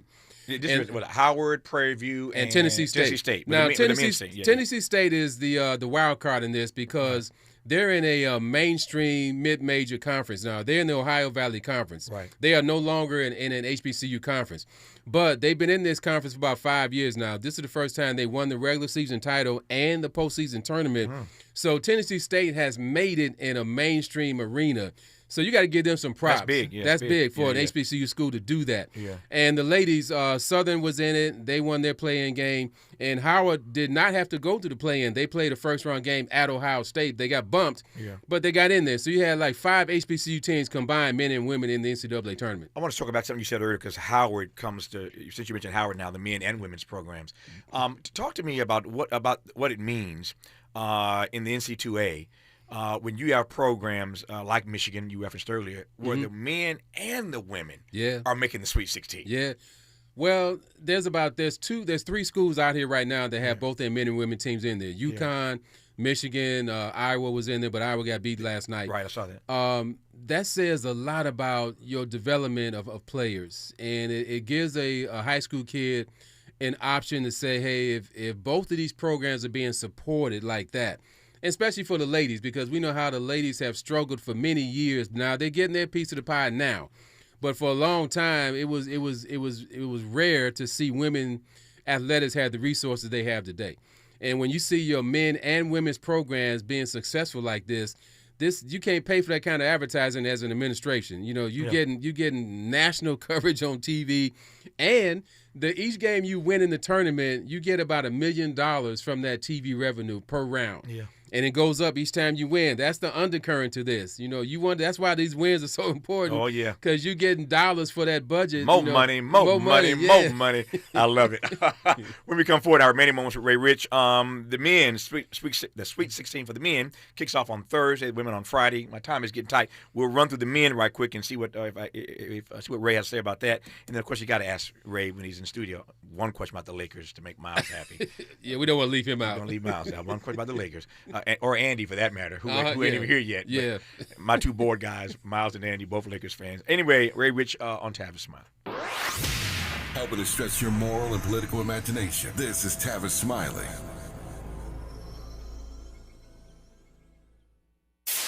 KBLA Talk 1580. We've got a got a lot to talk about. KBLA Talk 1580 joins you in standing for voting rights. The midterm election campaign season is here now. The 2028 presidential election is right around the corner. When We All Vote is a leading national nonpartisan initiative on a mission to change the culture around voting and to increase participation in each and every election by helping to close the race and age gap. Created by Michelle Obama, When We All Vote brings together individuals, institutions, brands, and organizations to register new voters across the country and advance civic education for the entire family and voters of every age to build an informed and engaged electorate for today and generations to come. When We All Vote empowers their supporters and volunteers to take action through voting, advocating for their rights, and holding their elected officials accountable. It's all in for 2026 and 2028. Please visit whenweallvote.org to stand up for your rights, voting rights. This is a community call to action from KBLA Talk 1580. KBLA Talk 1580. We've got a lot to talk about. KBLA Talk 1580, connecting you with services and solutions. The Michael's Daughter Foundation is dedicated to inspiring youth and resilience through storytelling, arts, filmmaking, and enrichment programs for youth and families in under-resourced communities and system-impacted individuals. The Michael's Daughter Foundation is a 501c3 nonprofit providing free and low-cost arts programs to youth and families from under-resourced communities, both system-impacted youth and those affected by the incarceration of a loved one. 1 in 43 children in America have a parent incarcerated. 70% of those children are expected to end up in prison. Through filmmaking, animation, theater, and writing, they help young people express themselves, build confidence, and imagine new possibilities. Beyond the arts, they offer financial literacy workshops, emergency support, and scholarships. Because thriving takes more than talent, it takes access. To learn more about the impact of Michael Daughters Foundation and how you can be a part of the movement, please visit their website, michaelsdaughterfoundation.com. This is a community call to action from KBLA Talk 1580. Real talent is defined by what people can do, not where they learn to do it. So by stopping at the education section of a resume, you might throw away the perfect hire. You might miss someone who has valuable skills to offer to help your business thrive right now and in the future. Because the truth is this: Skills First Hiring helps you see talent others miss, like more than 70 million stars, skilled through alternative routes. When you let their story unfold, you gain a competitive advantage, because hiring managers who start with skills are 60% more likely to find a successful hire. See the real person, complete. See what others miss. Hire skills first. Learn why it's a competitive advantage at tearthepaperceiling.org. Brought to you by Opportunity at Work and the Ad Council. Less monologue, more dialogue. Tavis Smiley continues right now. He does indeed for the next 4 minutes here with Ray Rich, our sports guy. Let me run this list right quick, Ray. So, Sweet 16 for men starts Thursday night. Purdue at Texas. Nebraska versus Texas, not at Texas. Purdue versus Texas. These are your Sweet 16. Nebraska versus Iowa. Arizona versus Arkansas. Houston versus Illinois. Duke versus St. John's. St. John's is back. Yeah, I like them. Yeah. I like them. Michigan versus Alabama. UConn versus Michigan State. That Tom Izzo something else, man. He's perennially in the 16. That's the team you don't want to play against. Yeah, I like Izzo, man. Every year. Yeah. Speaking of Big Ten, and Iowa State, Tennessee. Those are your Sweet 16. All right. Any of these jump out at you as potential upsets? I like St. John's, and mainly because of they're playing Duke though. I like them. I still like them. Still like them because of Rick Pitino. That is a extremely experienced coach. Oh, no question. He's been through this before. He knows how to get his team ready. And I watched them on Sunday. They got some guys on that team that can play a little bit. Yeah. And with a coach like him, that's going to help them get better. I would keep an eye on St. John's in that one. Okay. We talked earlier at the top of this conversation about the chances that Michigan could win this, and you think of Michigan, you think about the Fab Five, all those years to go. Yeah, they got close, couldn't quite pull it off. 2 times. Yeah, got close a couple times, couldn't quite pull it off. What would it mean if Michigan could do it this year? It would probably somewhat erased the shadow of the Fab Five a little bit. Yeah. Because that 5-5, that was a historic situation, and they really were good enough to win a championship. Mm-hmm. It just so happens that the Duke mystique was still there, and they just couldn't get past that. And then they had a very bad misfortune against North Carolina with Chris Webber in that timeout. Yeah. I don't think we'll ever see a collection of players like that again, although there's a lot of great freshmen out here now, and we've seen a lot of great freshmen since then. But that kind of collection of 5 guys who are just as good as everybody else, we may not see that again. But if Michigan can get through this and win this title, you may not hear as much about the Fab Five as you used to. But this team is just as good. But they've got some veterans on this team as well. They're not all freshmen. Yeah. In your bracketology, who do you have up against Michigan in the end? I think Arizona has a chance to get there. Right. That Arizona team is stacked. Mm-hmm. And that's a team a lot of people have not been really focused on, but don't sleep on them. That team is out west. They've been in the Big 12 Conference. They've been strong all year, and they got some players that you're going to see in the first round of the draft. That would be an outstanding final if it's Michigan and Arizona. Yep. Ray Rich, one of the best. He's been in Chicago in his career. He's been in St. Louis in his career. He's in L.A. We are blessed to have him as our sports guy here in L.A. on my home station, KBLA Talk 1580. And if you're in L.A., of course, you hear him every Friday night, 6 o'clock, getting you ready for the weekend, all the sports that are to come and recapping the week. Quick Lakers question. I got 30 seconds here. Make Miles happy. They lost last night, but they're on a roll, man. But you know what everybody's talking about? What? LeBron not scoring any points in the first half. Miles, what you got to say about that? Luka for MVP, baby. Luka for MVP. It should happen, but keep your eyes on Victor Wembanyama. That kid in San Antonio is having a marvelous season. It's going to come down to those 2 guys. Yep. Ray Rich, good to see you. Good to see you, man. Thanks for your insights. Good to have you on the program. Appreciate you. Just like that, 3 hours gone. Back here tomorrow, Lord willing, to do it all over again. Until tomorrow, thanks for tuning in to Tavis Smiley.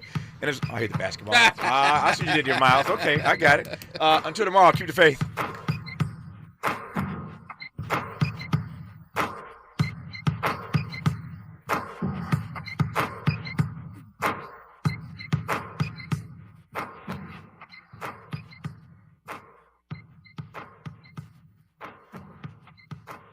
KBLA 1580 Santa Monica.